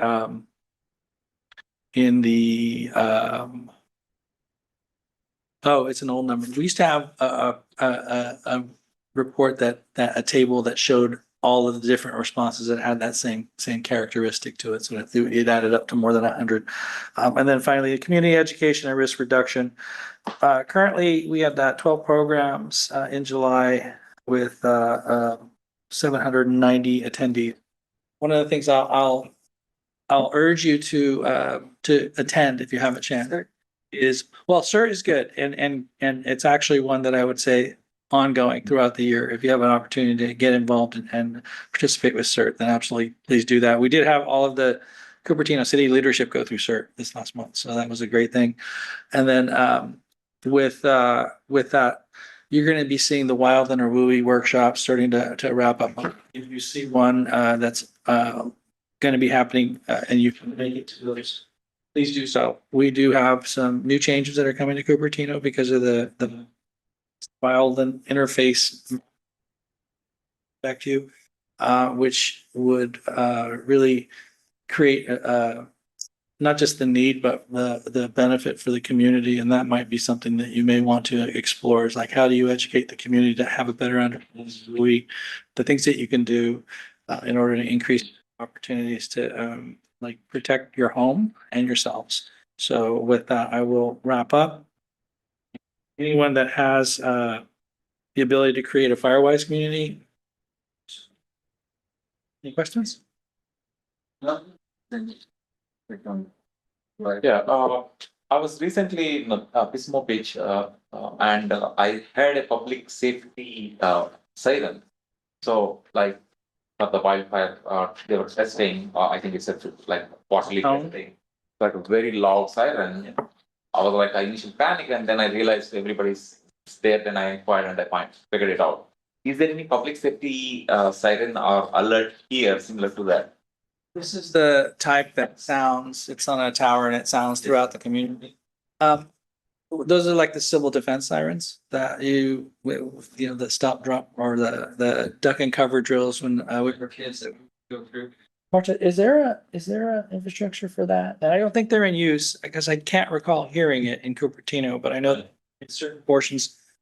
So I don't believe we have the infrastructure. Part of that is because we have multiple hazards that can affect us in Cupertino. So for those who remember the fire in Lahaina in Hawaii, people went the wrong way when they heard the tone because they were used to hearing that tone for a tsunami and didn't realize that it was alerting them to a fire.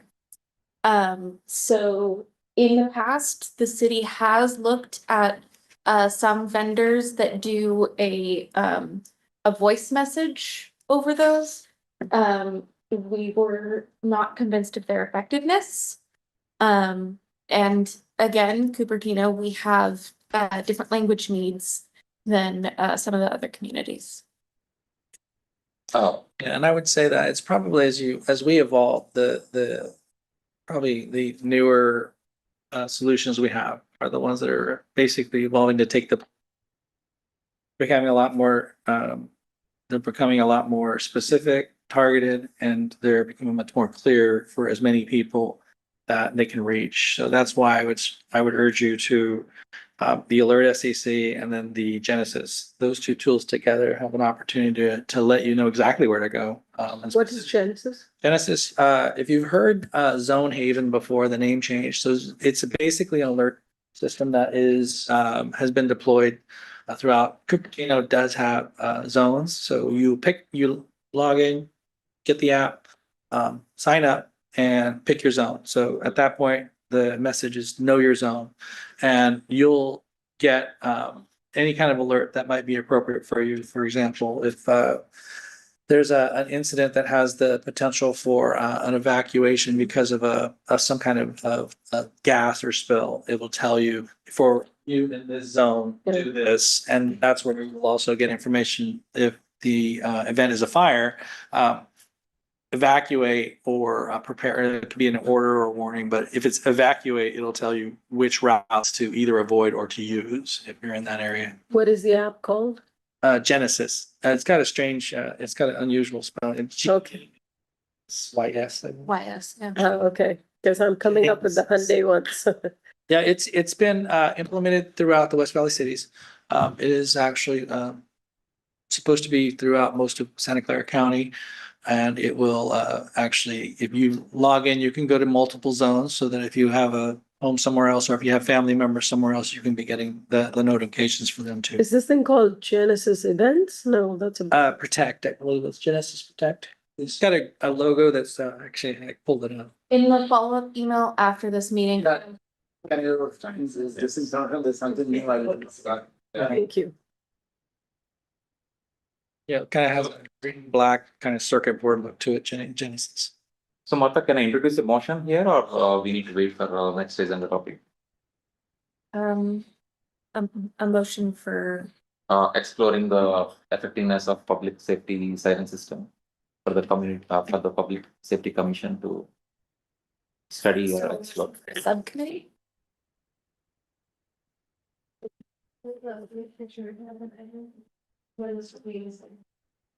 we can explore the.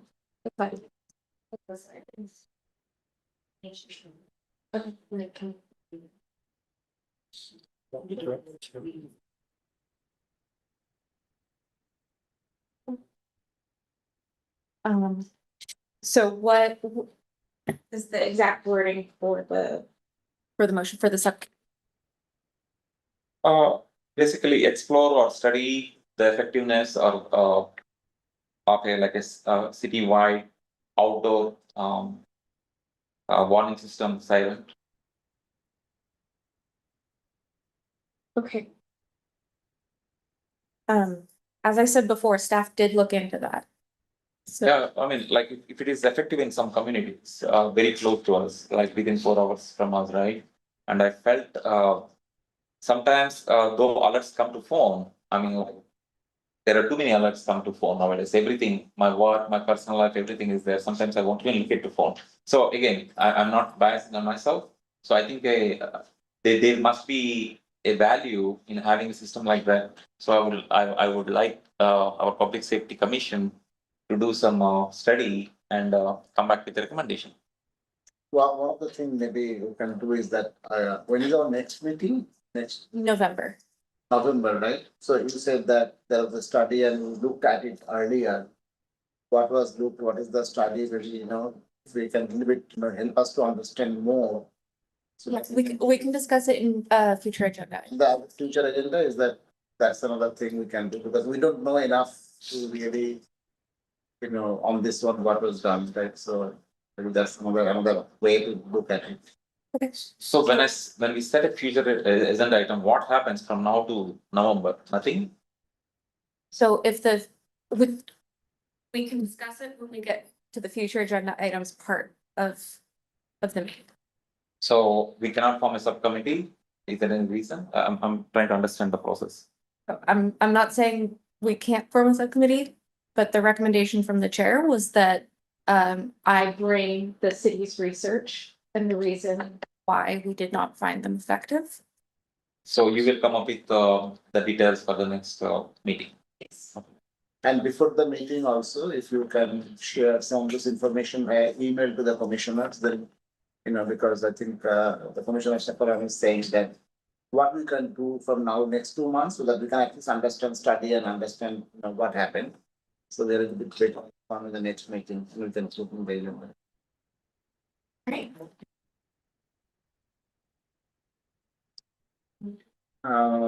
Public comment? Any other comment, any public comment on this? The fire department report? We have no speakers in person and no hands raised on Zoom, Chair. Okay. So then, if there is no other comment, anybody has any other comment, any other commissioner has any comment on the fire department report? Okay, then we can probably close this section. And our next topic is commissioners and staff report, right? The commission. I'm not seeing the staff and commission reports. Yes, so at the beginning of the meeting during postponements, there was a typo in creating the agenda. So that has been added in. Done my motion. Okay. I've put a note to self to double check that that is there next. Oh, okay. So we do have that agenda now. Yes, it was not accidentally not active. Type printed agenda. So that is the next topic. Next topic. All right, so let's go to that.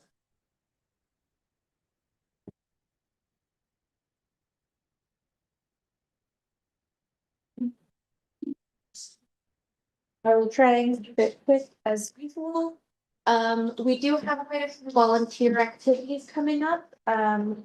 Pairs has their monthly general meetings. CERT and Medical Reserve Corps will be providing first aid support at Bike Fest, which will be the 27th. On the same day, the FRS and GMRS, those are the handheld radios, will be doing a check-in across the city for all the reporting zones. October 10th, there is a medical treatment area exercise that we have some volunteers participating in. And future first aid support will be at Dewey and Tournament of Bands. The block leader program has their next meeting on October 22nd. We'll be discussing the active transportation plan.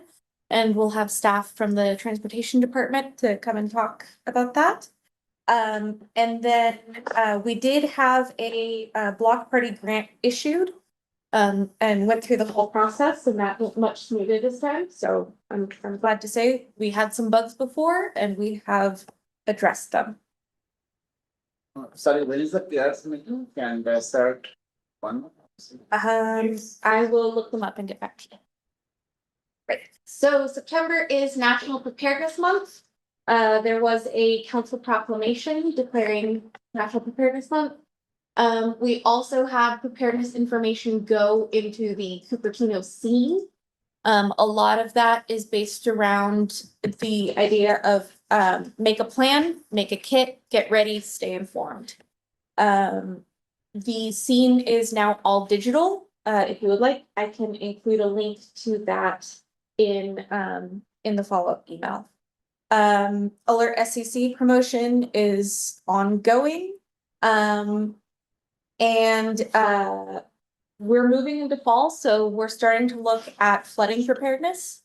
We had that rain earlier this week that definitely took me by surprise.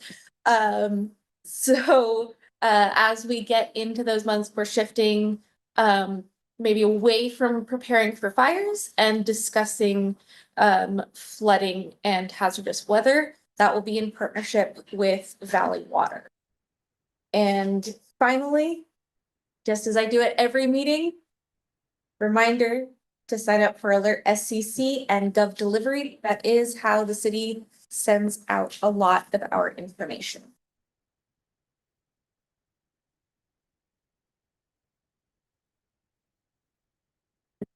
So one of the things that I have marked on this, other stuff.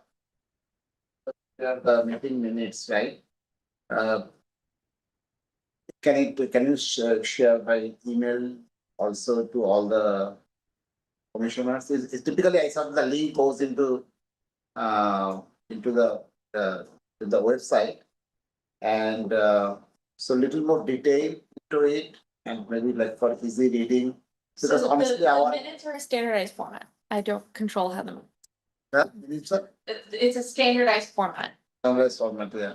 so we can't. Because our minutes are pretty light, I feel, in the information and, Yes, so the city uses think- action minutes because we record the meetings and have them online on YouTube. well, one of the things that last week, a lot of stuff we discussed, I remember I was trying to, match it, a lot of things is not captured in very detail. And if we don't follow up on that, I think that's a little bit, I feel like. Maybe one thing we can do, like this meeting from now on, right? Once you send the meeting, is it okay to sanitize with the attendees, especially the commissioners? Can you do that? I think that way, if we miss any points, that we, some one request. So everyone taking notes here, when I read the actual meeting minutes of the city, website, it is pretty light. Okay. We did, Any other, any question, comments in the staff report, anybody? Yeah, please go. Okay, go ahead. Right. All right. You've said a lot of things and your presentation had like 4 lines. Do you be able to give us the information that you put, your notes or whatever? Is that already in the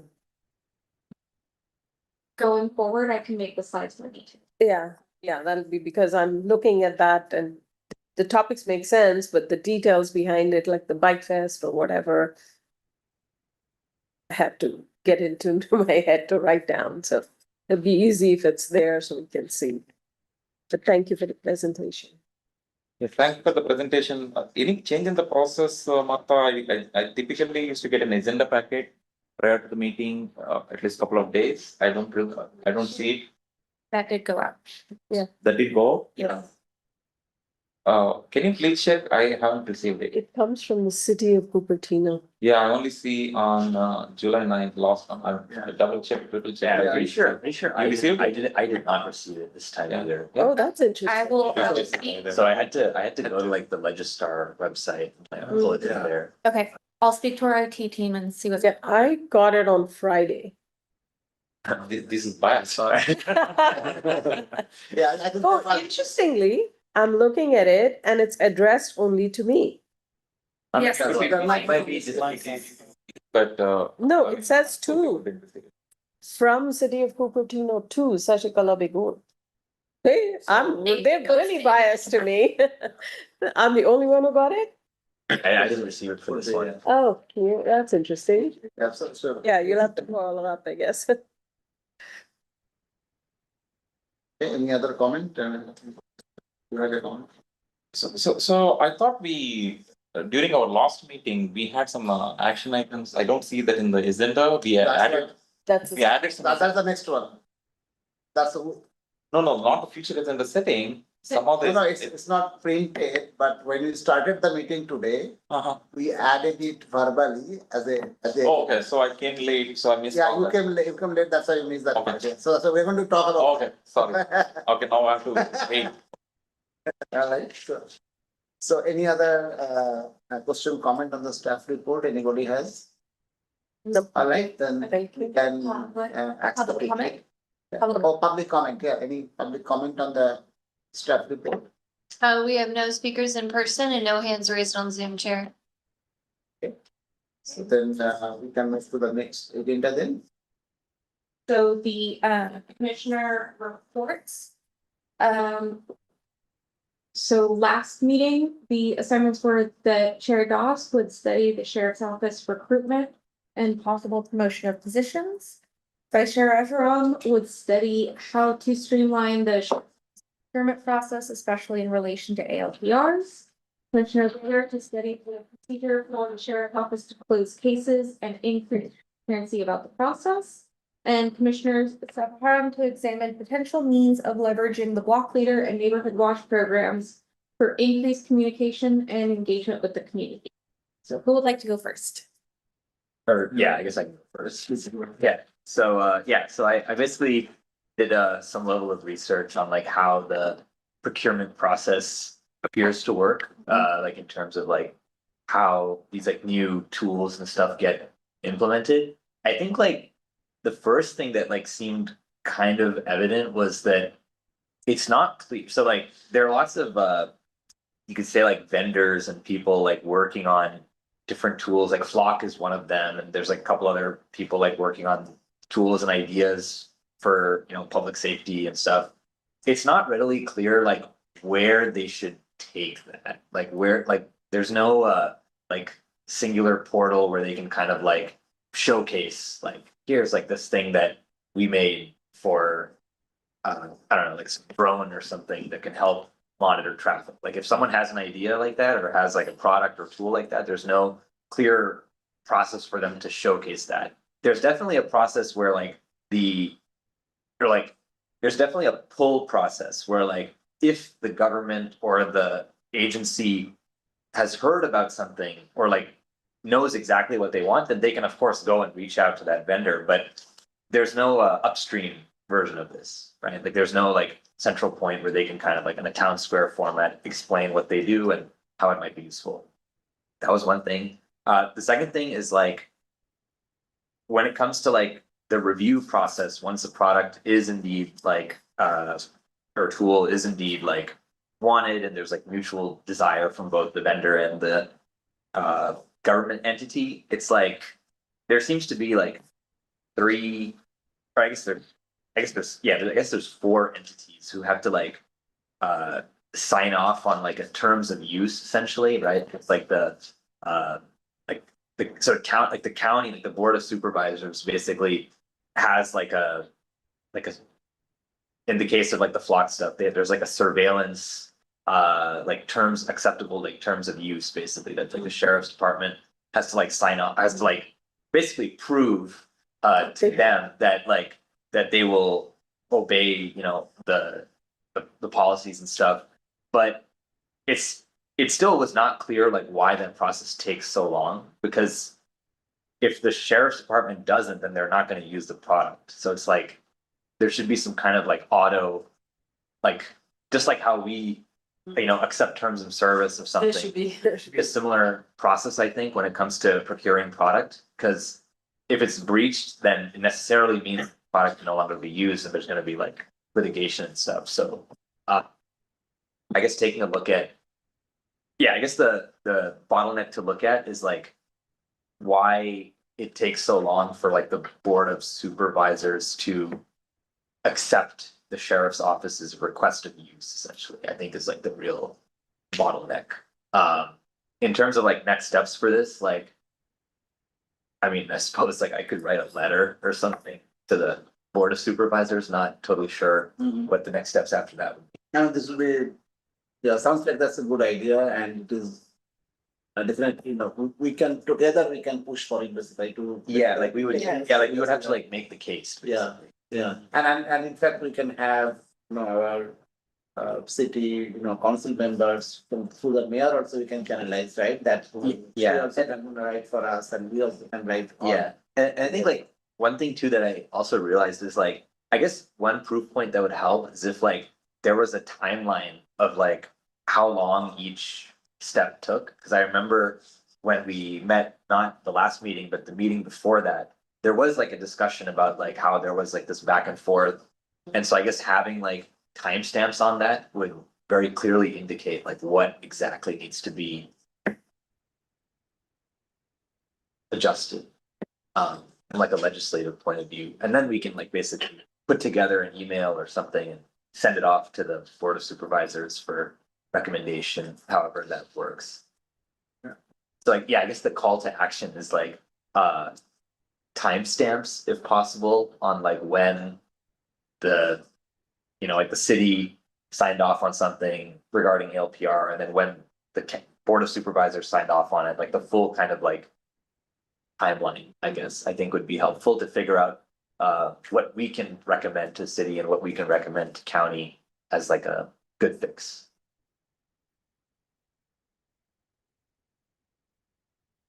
So anybody have any question, comment on this one? So one thing then we can do as a concrete, because the idea was from the subcommittee, we take some concrete next step out of it, right? So maybe this problem that you observed and concrete action that you were saying, action like one is that sending an email to understand why the approval process is this long it takes, right? Another thing you said there is, how do you know there's a single place of portal, all that kind of technology resources available for this and to make that happen, right? Right. So maybe, you can send a email to all the, is it possible that he puts this writing in a paper so that we all can get that information? It is like not just verbal here. So Because I have to take this to, mayor's meeting also, so that I need this very structured with this information. So to avoid any issues with the Brown Act, Vice Chair, if you would like to write something up and send it to the chair to Okay. take Yeah. That's to the mayor's meeting.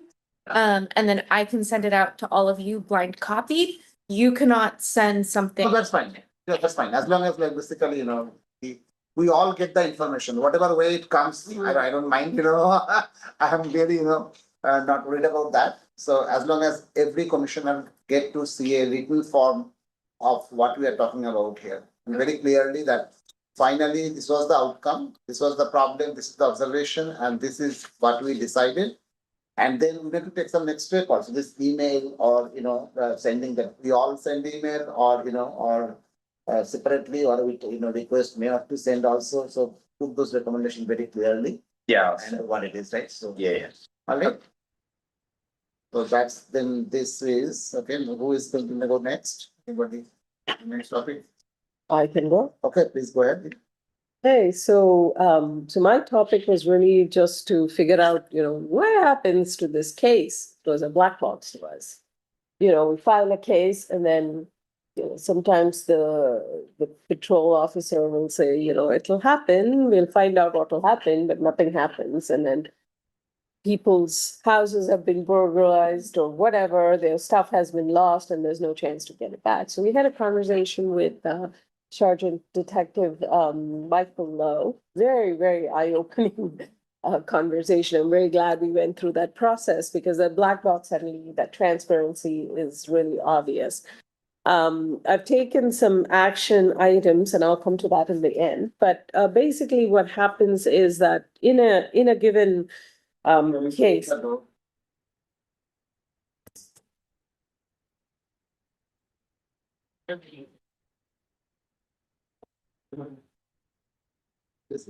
So simply putting it together, just like what the flow is. So a crime is reported, the patrol officer comes out and writes down the initial report. Now, they have, that's put into the system. Now, on Monday mornings, and I'm very specific about choosing the day, the detectives will look at all of these cases and they will look at all of the evidence and then assign it to everybody in their group. Now, when I say group, it sounds like a huge big group. There's 4 of them. 4 detectives for 4 cities, Cupertino, Los Altos, Saratoga, and Los Altos Hills. 4 detectives who respond. 4 detectives assigned to West Valley. We have Okay. like 40 detectives altogether. Behind, yeah, but for this, but for this. And I'm trying to explain actually. Burglary. Yes, but yeah, I was just coming to that, specifically for property problems, property issues. So if it was, whether it is house being burglarized, you lose your wallet, you've called your identity check or whatever, you lost your car, everything that's property related goes to these 4 people. So they are dealing with 80 to 90 cases per person on any given time. So then they will look at, okay, so the detective will look at the report and say, okay, do I have some video? Do I have some fingerprints? Do I have any kind of DNA? Who can I interview? How do I get more information? At that point, they have to decide whether they have to be, based on the evidence they have, whether they're going to close the case, whether they're going to pursue the case, whether they are going to do something else that they can follow up in some way. And there are so many issues beyond this that it's amazing they solve any cases at all, in my opinion. So for example, he gave us an example of, what happened at the Apple store where just a bunch of guys came in, 4 or 5 of them came in. They went into the Apple store, they took about 30,000 worth of equipment.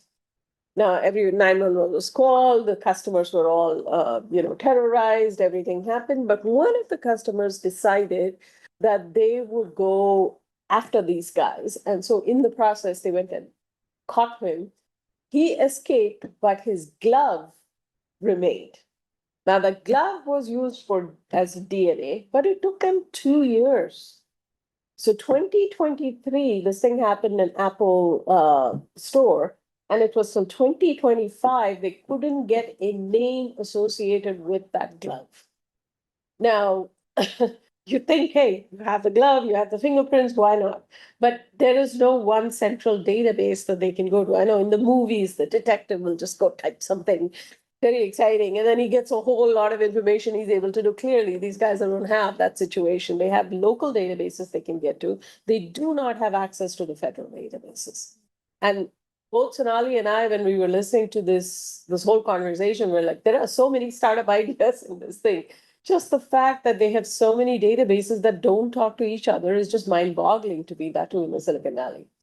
There should be a better way to do this stuff, but that is reality.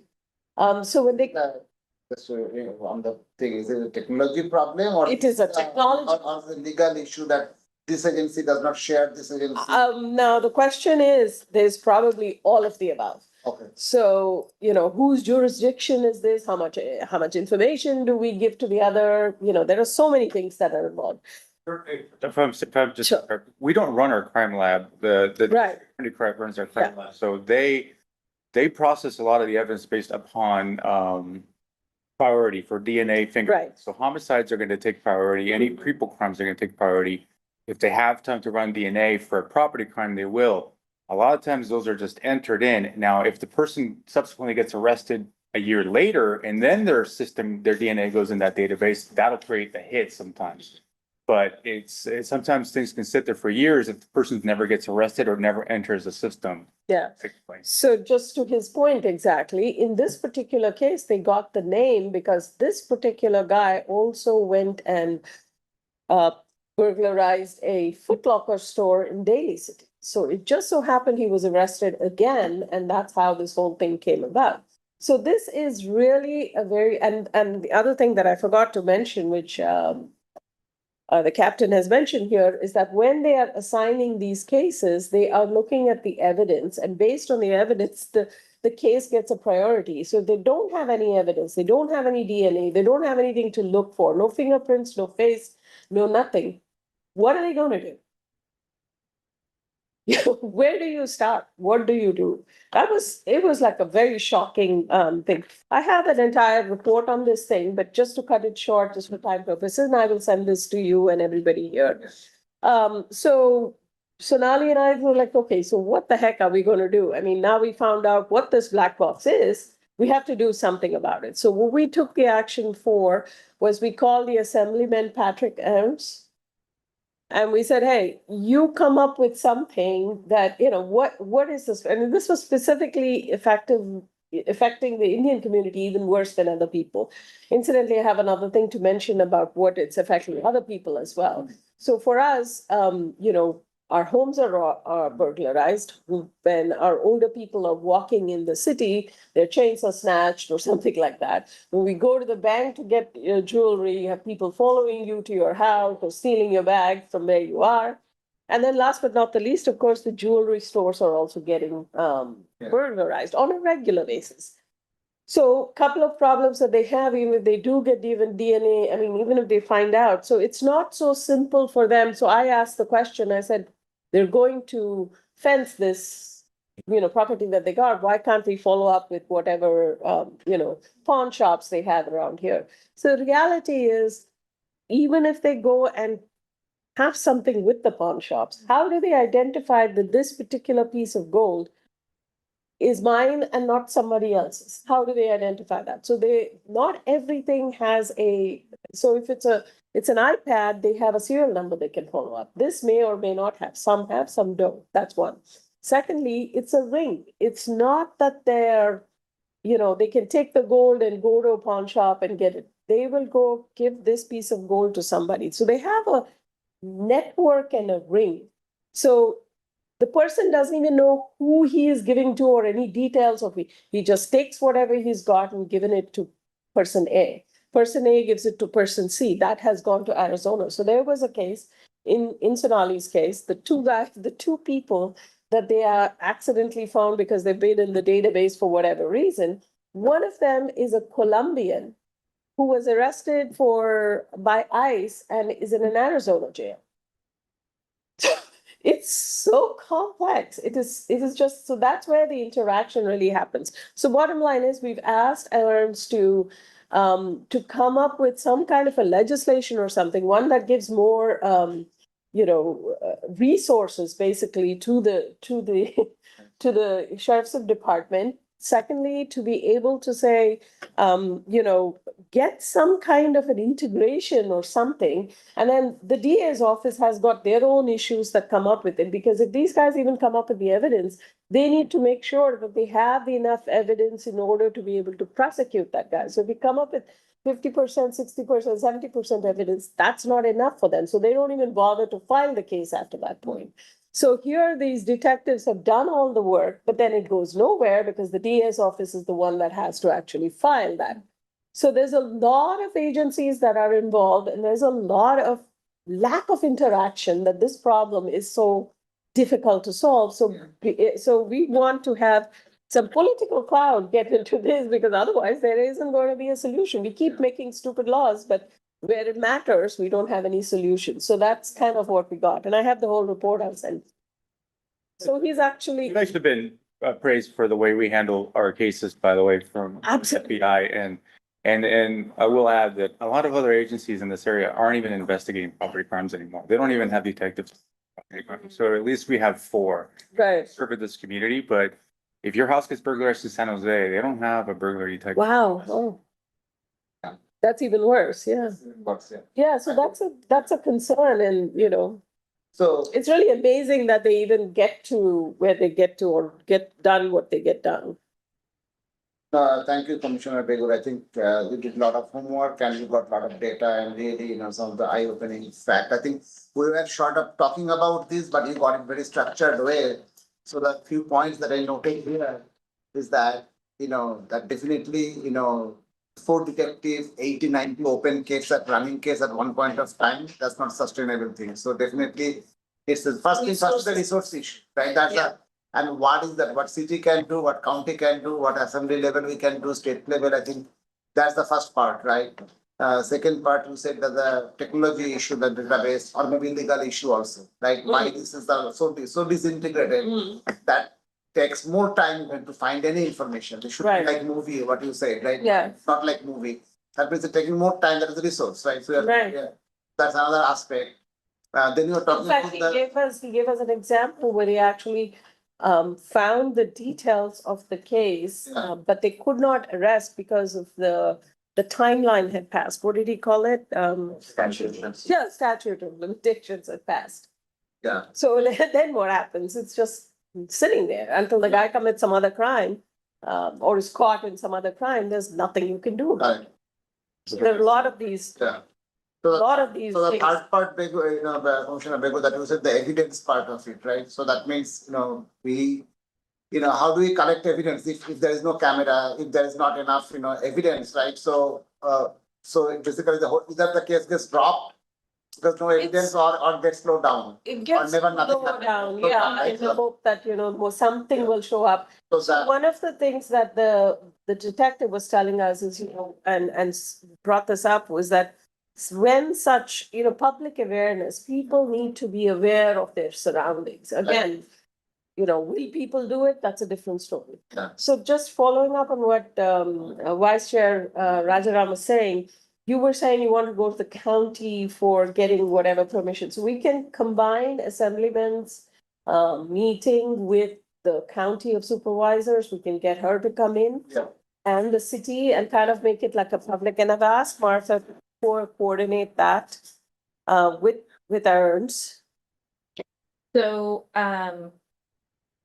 the week of October 1st, the assemblyman will not be in the district. We also need to coordinate when space is available in the city. Okay, so can you put some dates out so that we can figure this out? Okay. Yeah, that's in the, one of the thing in the agenda, we are going to set that up. So the last part that, I'll just drop some note, I'll still going through that, basically, you said the repeat offender, right? Did you have any percentage of the information, how many crimes were by repeat offender and things like that? No, we didn't get into that. So anyway, so all these things basically, so the next step, right, what is your recommendation from here? How do you basically go? So there are there are short-term actions we can take, there are midterm actions and sort of long-term actions.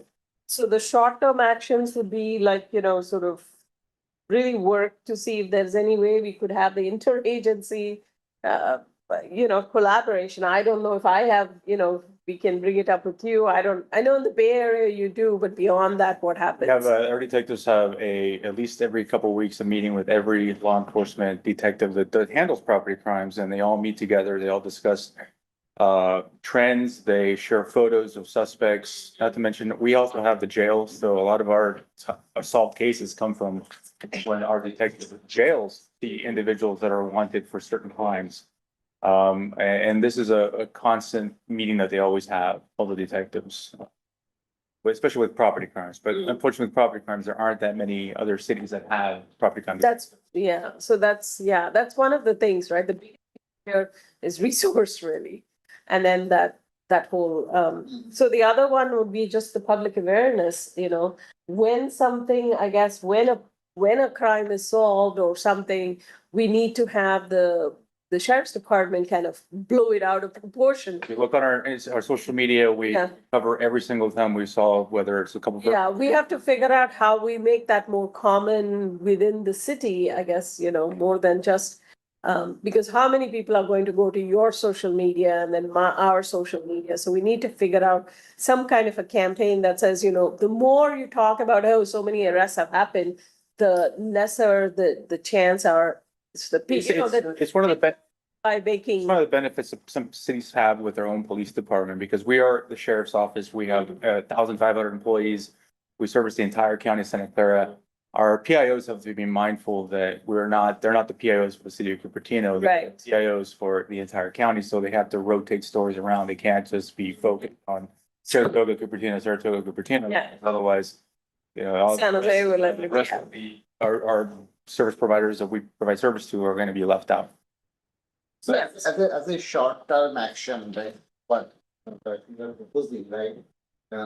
As you said, that if there is no evidence on this one, and we talked about earlier also, can we maybe within our city, can we propose something that every household in the city, we at least one time we reach out to them, look, this is the problem, and if there is a more technological evidence, more video or something that will help the detectives to resolve the faster. So your neighborhood is more safe. So everybody at least register one of their front cameras or something like that, because we have system for that. Last meeting we heard about that, right? So there is a system that where you can register that camera, and from our public safety commission office we can instrument that how we can reach out to every household in Cupertino and pretty much everyone. Right, public awareness part. If you really care about that, and we can make a package for them. Somehow the distribution, you have to figure out how to distribute that. And at least one or two your camera on the front facing, you register it, and your entire neighborhood will be more safe in that case, right? If something happens, that is a very concrete action, right? Sure, absolutely. And with that message, we can do basically that you say public awareness. We can write up what are the public awareness things and things like that. Is that something you can as a concrete? Yeah, absolutely. Maybe you can write it up in concrete action, send it to me, and then we can think about that, right? And we can work with Marta on the delivery. What is the best way to deliver that, right? I don't know. Is it like even if it, for example, even if it takes, let's say, $2,000, we can figure it out how to get that, right? We can request, because that can be a concrete request to send those mails or email, whatever way, right, to every family. And even if the 10% people do this, I think that will be a concrete improvement. Yeah, the rest are like long-term, we have to lobby So for. the long-term stuff, right? So you are trying to take it to the assemblyman meeting, right? Mhm. So maybe that also you need to give a concrete agenda that what we speak through that meeting. And So what is we the want, exact- so we want the assemblyman to come up with some kind of a assembly bill. Right, but what is the, but what we are proposing there? So that's something, what is our recommendation there? We have to Right, propose that, right? sure. We, in that meeting, we have to be very specific, right? Look, I mean, this is our study. We feel these 5 items are very important. Then that takeaway he can take to his office and he can figure out how to write the detailed bill. But we have to give some specifics, right? So he wanted to have like a community meeting Yeah. where he gets feedback Yeah, from the community. Yeah. So the agenda was for him very simple. Let me hear from, but I can follow up to get a more specific agenda going for but that. we are saying to invite him in this meeting or make a public meeting. So he wants it to be in the public safety meeting. He wants it to be a public safety meeting, but he wants it open to the public. More open. Yeah. Yeah, so I mean, this meeting is open to all. Maybe we can make the venue different. Mm. We can do this meeting, special meeting in a library or somewhere. Yeah, somewhere else. Looks like a more public meeting than, in this kind of setting. So Yeah. then probably we can get more people, right, Marta? Yeah, there'll be more people be able to come in. That meeting, the special meeting. Yeah, so, yes, I can Okay. talk. Okay, so we can talk it out the logistics. I think that's the idea basically. So and then we can, create some concrete, maybe we should write it up like that, what is this concrete thing, and we can take it from there. Okay. Thank you. Please go ahead. Yeah, I think a great study and I think that's a very good feedback. Yeah, it was quite an eye opener for us. Yeah. Thank you for giving us access Yeah, to thanks to the ship's department. Detective Lowe.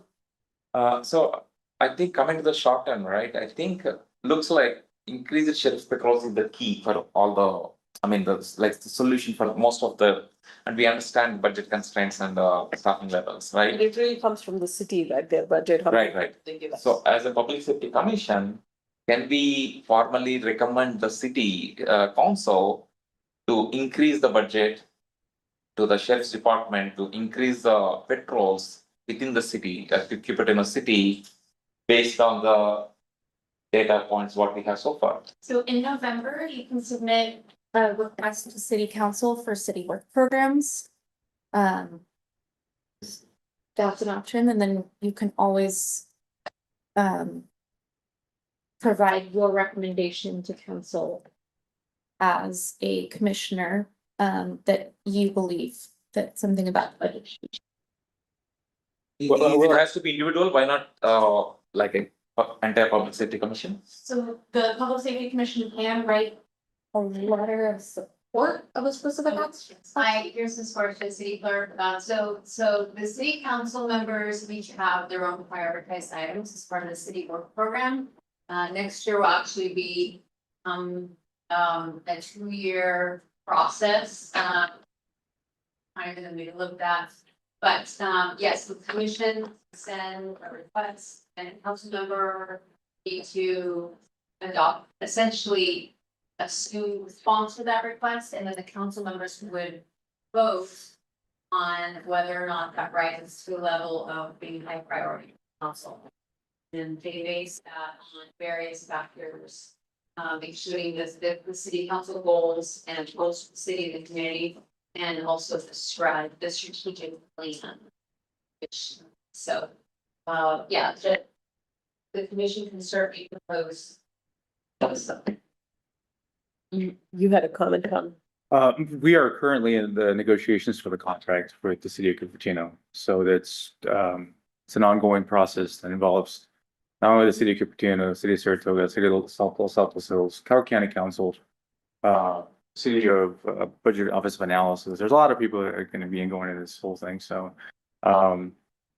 just giving you, our contract expires with the city of Cupertino in June of 2026. So, Perfect timing. in the process of revamping the contract, costs, et cetera, all that stuff.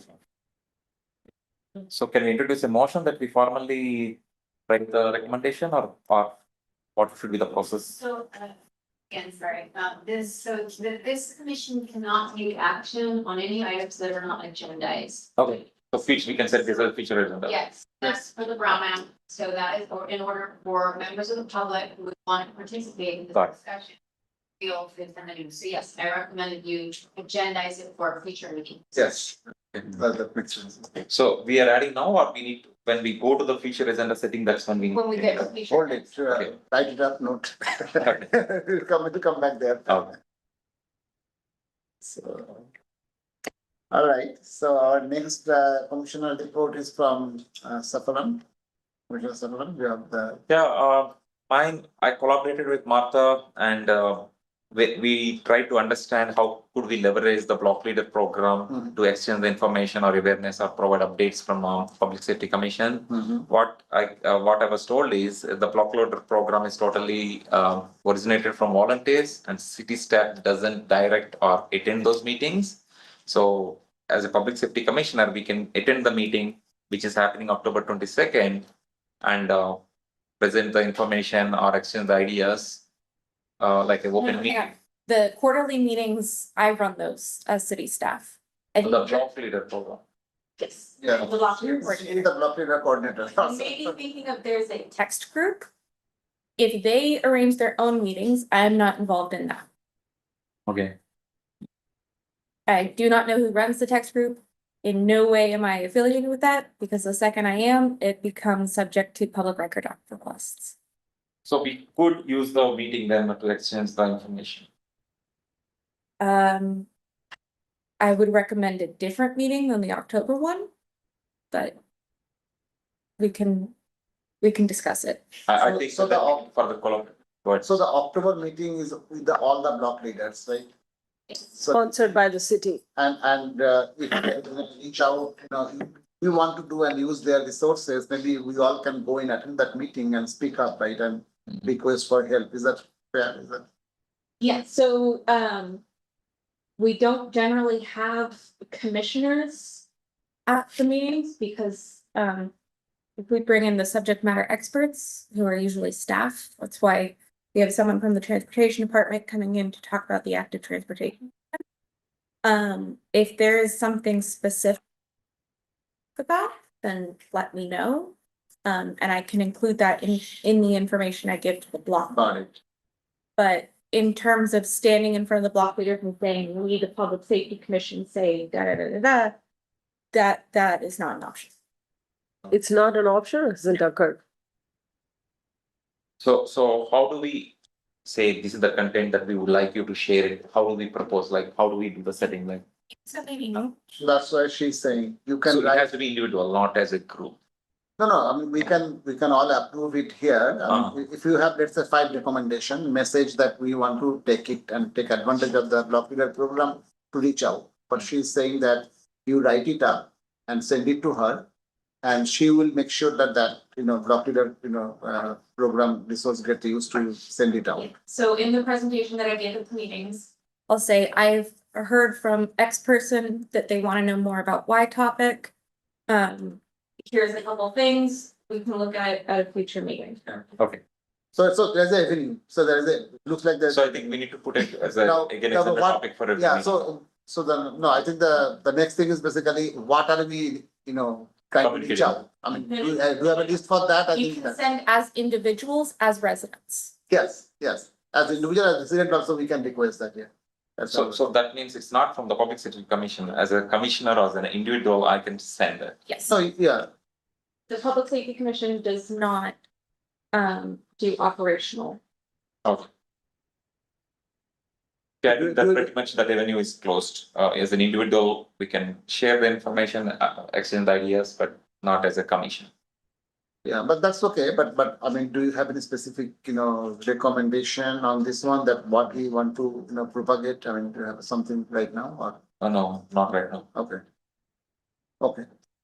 All right, so I think going forward, at least one stance, we know that if we want to take advantage, for example, the next thing that you were saying that if this camera information and this thing that, short term that, Begwood's presentation that came out, if we want to send that, information. That would be a conversation with. communication stuff. We cannot take block leader approach.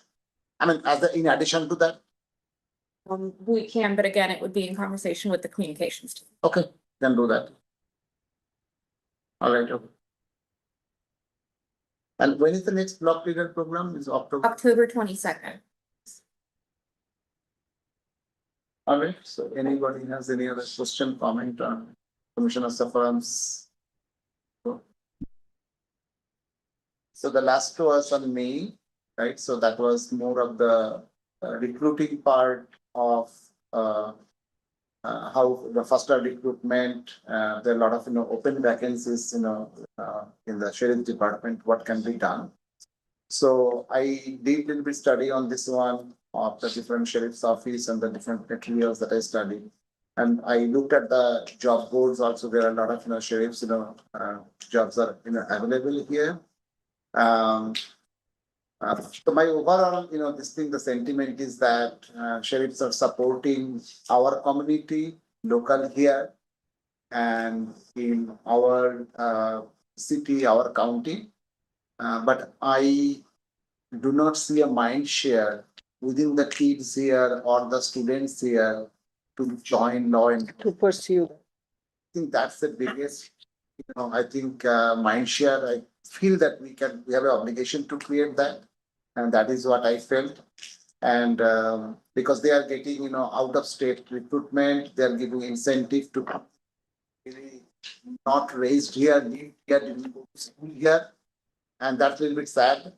I think what, my, one recommendation that probably within our, easily we can do that we can instrument more structured to the different schools, elementary school, middle school, high school. We all can go present with the sheriff department and make this awareness about law enforcement, how important this job is. And, in the high school time also, when they look at the path, people look at the university and, different, and they really, this mind share creation. I think that's potentially one thing I thought that maybe we can do, that law enforcement is a important career and this is a noble career and that is something we should do. I feel that our community is very less engaged on that. So that is something I can put some I have some this thing I will send the email to Marta. You basically what are my concrete recommendation there with respect to that what we can do. It's more of the campaign and creating mind share. I know it happens already. Our sheriffs and all department goes in the different schools and there are visit happens, but I don't know how structured and how intense that happens, how seriously it happens. I think that is something we can help to instrument.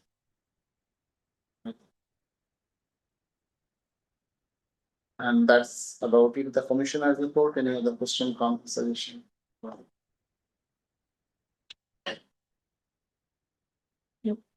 That's not then in that case, the next step, what I see here is that all the commissioners who are in the subcommittee, please send your written information.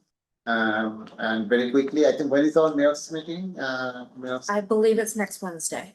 Next Wednesday. So I have to lot of homework I have to do, clean up and all these things. So please send it to me and Marta right on this one so that we can have that communication and then we can take the next steps out of it. And we can adjourn the committee right now, right? We can dismiss the committee right now, right? The subcommittee. subcommittee. The subcommittee we can dismiss from here, right? It automatically is. Automatically. We don't have to. Okay, fair enough. So I think that's about it, right? Topic. What is our next is the future agenda setting. All right, so now let's do that. What is our future agenda? What is the proposal? Please, everyone, speak up. I think whatever we were discussing earlier, right? I would like to add an agenda that we, Public Safety Commission, recommend increased sheriff patrols near schools and in overall in Cupertino city as a prevention mechanism. That is an agenda topic. But it is it is, we already have a structured system to request, I mean, right, so what we want to discuss here, I mean, we can take action, right? All right. So there's two pieces to I think this. this is like more with regards to like asking. Traffic. the city to- Oh, asking, That's what- okay, that's what okay, it is. oh, sorry. So there's, Okay, got it. yeah, the traffic Sorry, piece, okay. he just sends an email, Yeah. but I- the piece where you increase Oh, the, increase Budget. the funding, so you are talking about the funding and Right. budget, so that you want to Yeah. discuss what it is, okay, fair enough. So more petrol and the sheriff budget, basically, you are going to talk about that, right? Yeah, and that way we follow through the process and we formally recommend city No, council. No, yeah, so that means we need, when we discuss, we need some statistics and the information that, you know, how much budget we approve today and things like that, what is our total current funding? And Not just current funding, I understand it's the negotiation and all happening, right? I think again, we should not go into the weeds when we add it to the next meeting, we'll go into the details. But as a the goal of the agenda topic is, as a public safety commission, come up with a recommendation to the city council to to increase the sheriff's patrols, Yeah. whatever it needs to be. Yeah, no, sir, what I'm saying that, Commissioner Safaram, is that to facilitate that discussion, we need some data. Right? What is the, you know, city funding, how much of city's total money going in the public safety today? What is the compared to the other city, what was their history? That we can do, we can all as an individual commission. No, I think Marta. that Martha should. Marta should get it, right? We Marta cannot do that, right? Yes. I'm uploading, sorry. Publicly available information and. I know. Once I have sent that, Yeah, so I can resend that. yeah, if you can help to get that data, then we can do some homework and the discussion will be structured. Otherwise, we all go and research is random and then will not help. It will be qualitative, Yeah, not that- quantitative. Right. Okay, so I'm taking a note here. So Marta to give the, you know, the prerequisite data. And Okay, next one. possibly a meeting with Aaron's and Patrick, and That is a special meeting or the same meeting? That should be a special meeting. that should be a special meeting. Special meeting. Worst case, Okay, well, worst case you want, that potential. okay. So We should have a special meeting. I think we should try a special meeting because his calendar, because this meeting is November. Yeah.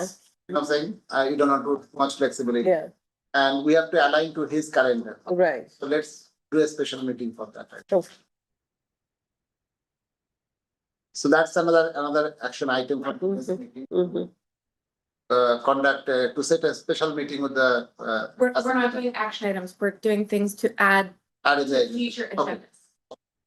So any other agenda item? Yeah, I would like to recommend that we add another agenda item for the public safety commission to formally communicate with the CUSD board, especially about school safety and adjusting the start and end times with the city and the CUSD board. So I want that to be next agenda topic. I mean, next. So what is that? Can you explain more? Sorry, I don't. I don't believe that's under the umbrella of the public safety commission. We cannot give a recommendation to the CSD board. How is it related specifically? Public safety, From a traffic perspective. traffic perspective, the safety. That's more bike ped. Sorry, That's more bike pedestrian commission. When it comes to traffic.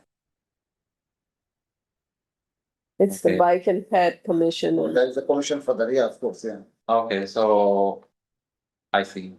So we can contact them as an individual or Yes. commissioner, okay? So we can do traffic enforcement with the sheriff's office, but when it comes to traffic flows, things like that, that is under the bicycle pedestrian. commission. Okay. Okay. Thank you. Any other topics for the meeting? Anybody have any other suggestion at the next meeting? So one of the things that came, I think Commissioner Safaran, you said that the voice alert system to add in the voice alert system into the agenda.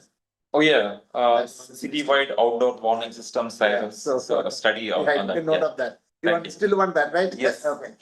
All right, so Thank you. I'm adding that, yeah, so. Thank you. So voice alert system, basically what we want to go into discussion on the report, basically, that what happened in the past report and we have a discussion, right? Yeah, so basically it would be Martha presenting. Yeah, so past report And why it is not recommended. Mm-hmm. from Martha and on discussion, okay. I think that's good. Anybody has any other topic, otherwise, we have the few special topics you have to cover. All right, I think that's about it. So now we talk about the we are saying that we. Can we do the action item? So you can call a special meeting and you can say, Marta, I want to call a special meeting. That will take it. Then I will work with the Okay. Fair enough. assembly member's office and make sure that we have space at community hall or somewhere else. Okay, so I'll work with you on this one, okay? Yeah. I made the request already to her, so you can follow up. Yeah, me and Marta, we are already communicating on that. Great. Arrangement and some discussion already. In that, you might want to include the county supervisor, I forget what her name is. Yeah. We, So I think what, So that is another calendar that we'd have to juggle. yes, but Okay. the county supervisor should be there.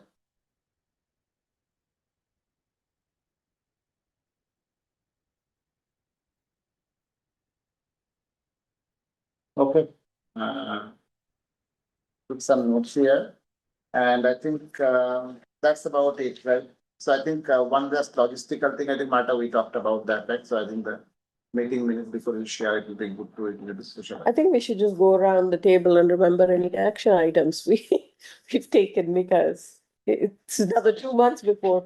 Just go around the table and list any action items that we've taken, because we do this like every 2 months, so it's kind of just to be sure that that gets captured in the meeting minutes so we don't Right. forget. Right, yeah. So no, what you are saying that if we captured something, Yes. send it to Marta. No, I'm saying, why don't we just 5 minutes on, yeah. Go over item, yeah. Anybody who Yeah, has an, I mean, I haven't written any action items for myself. But if there are any, and the only thing I captured was that, if in the future your update could have the details.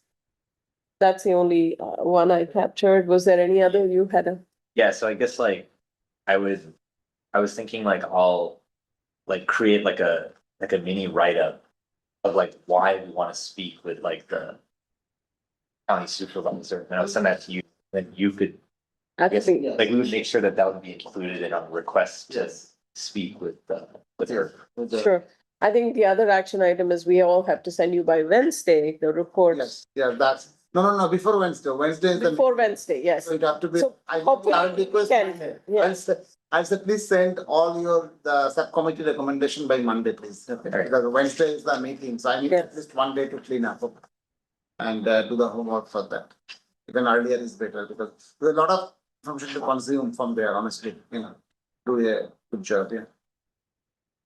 And of course, we, talked about the future agenda. I think that's about it, right?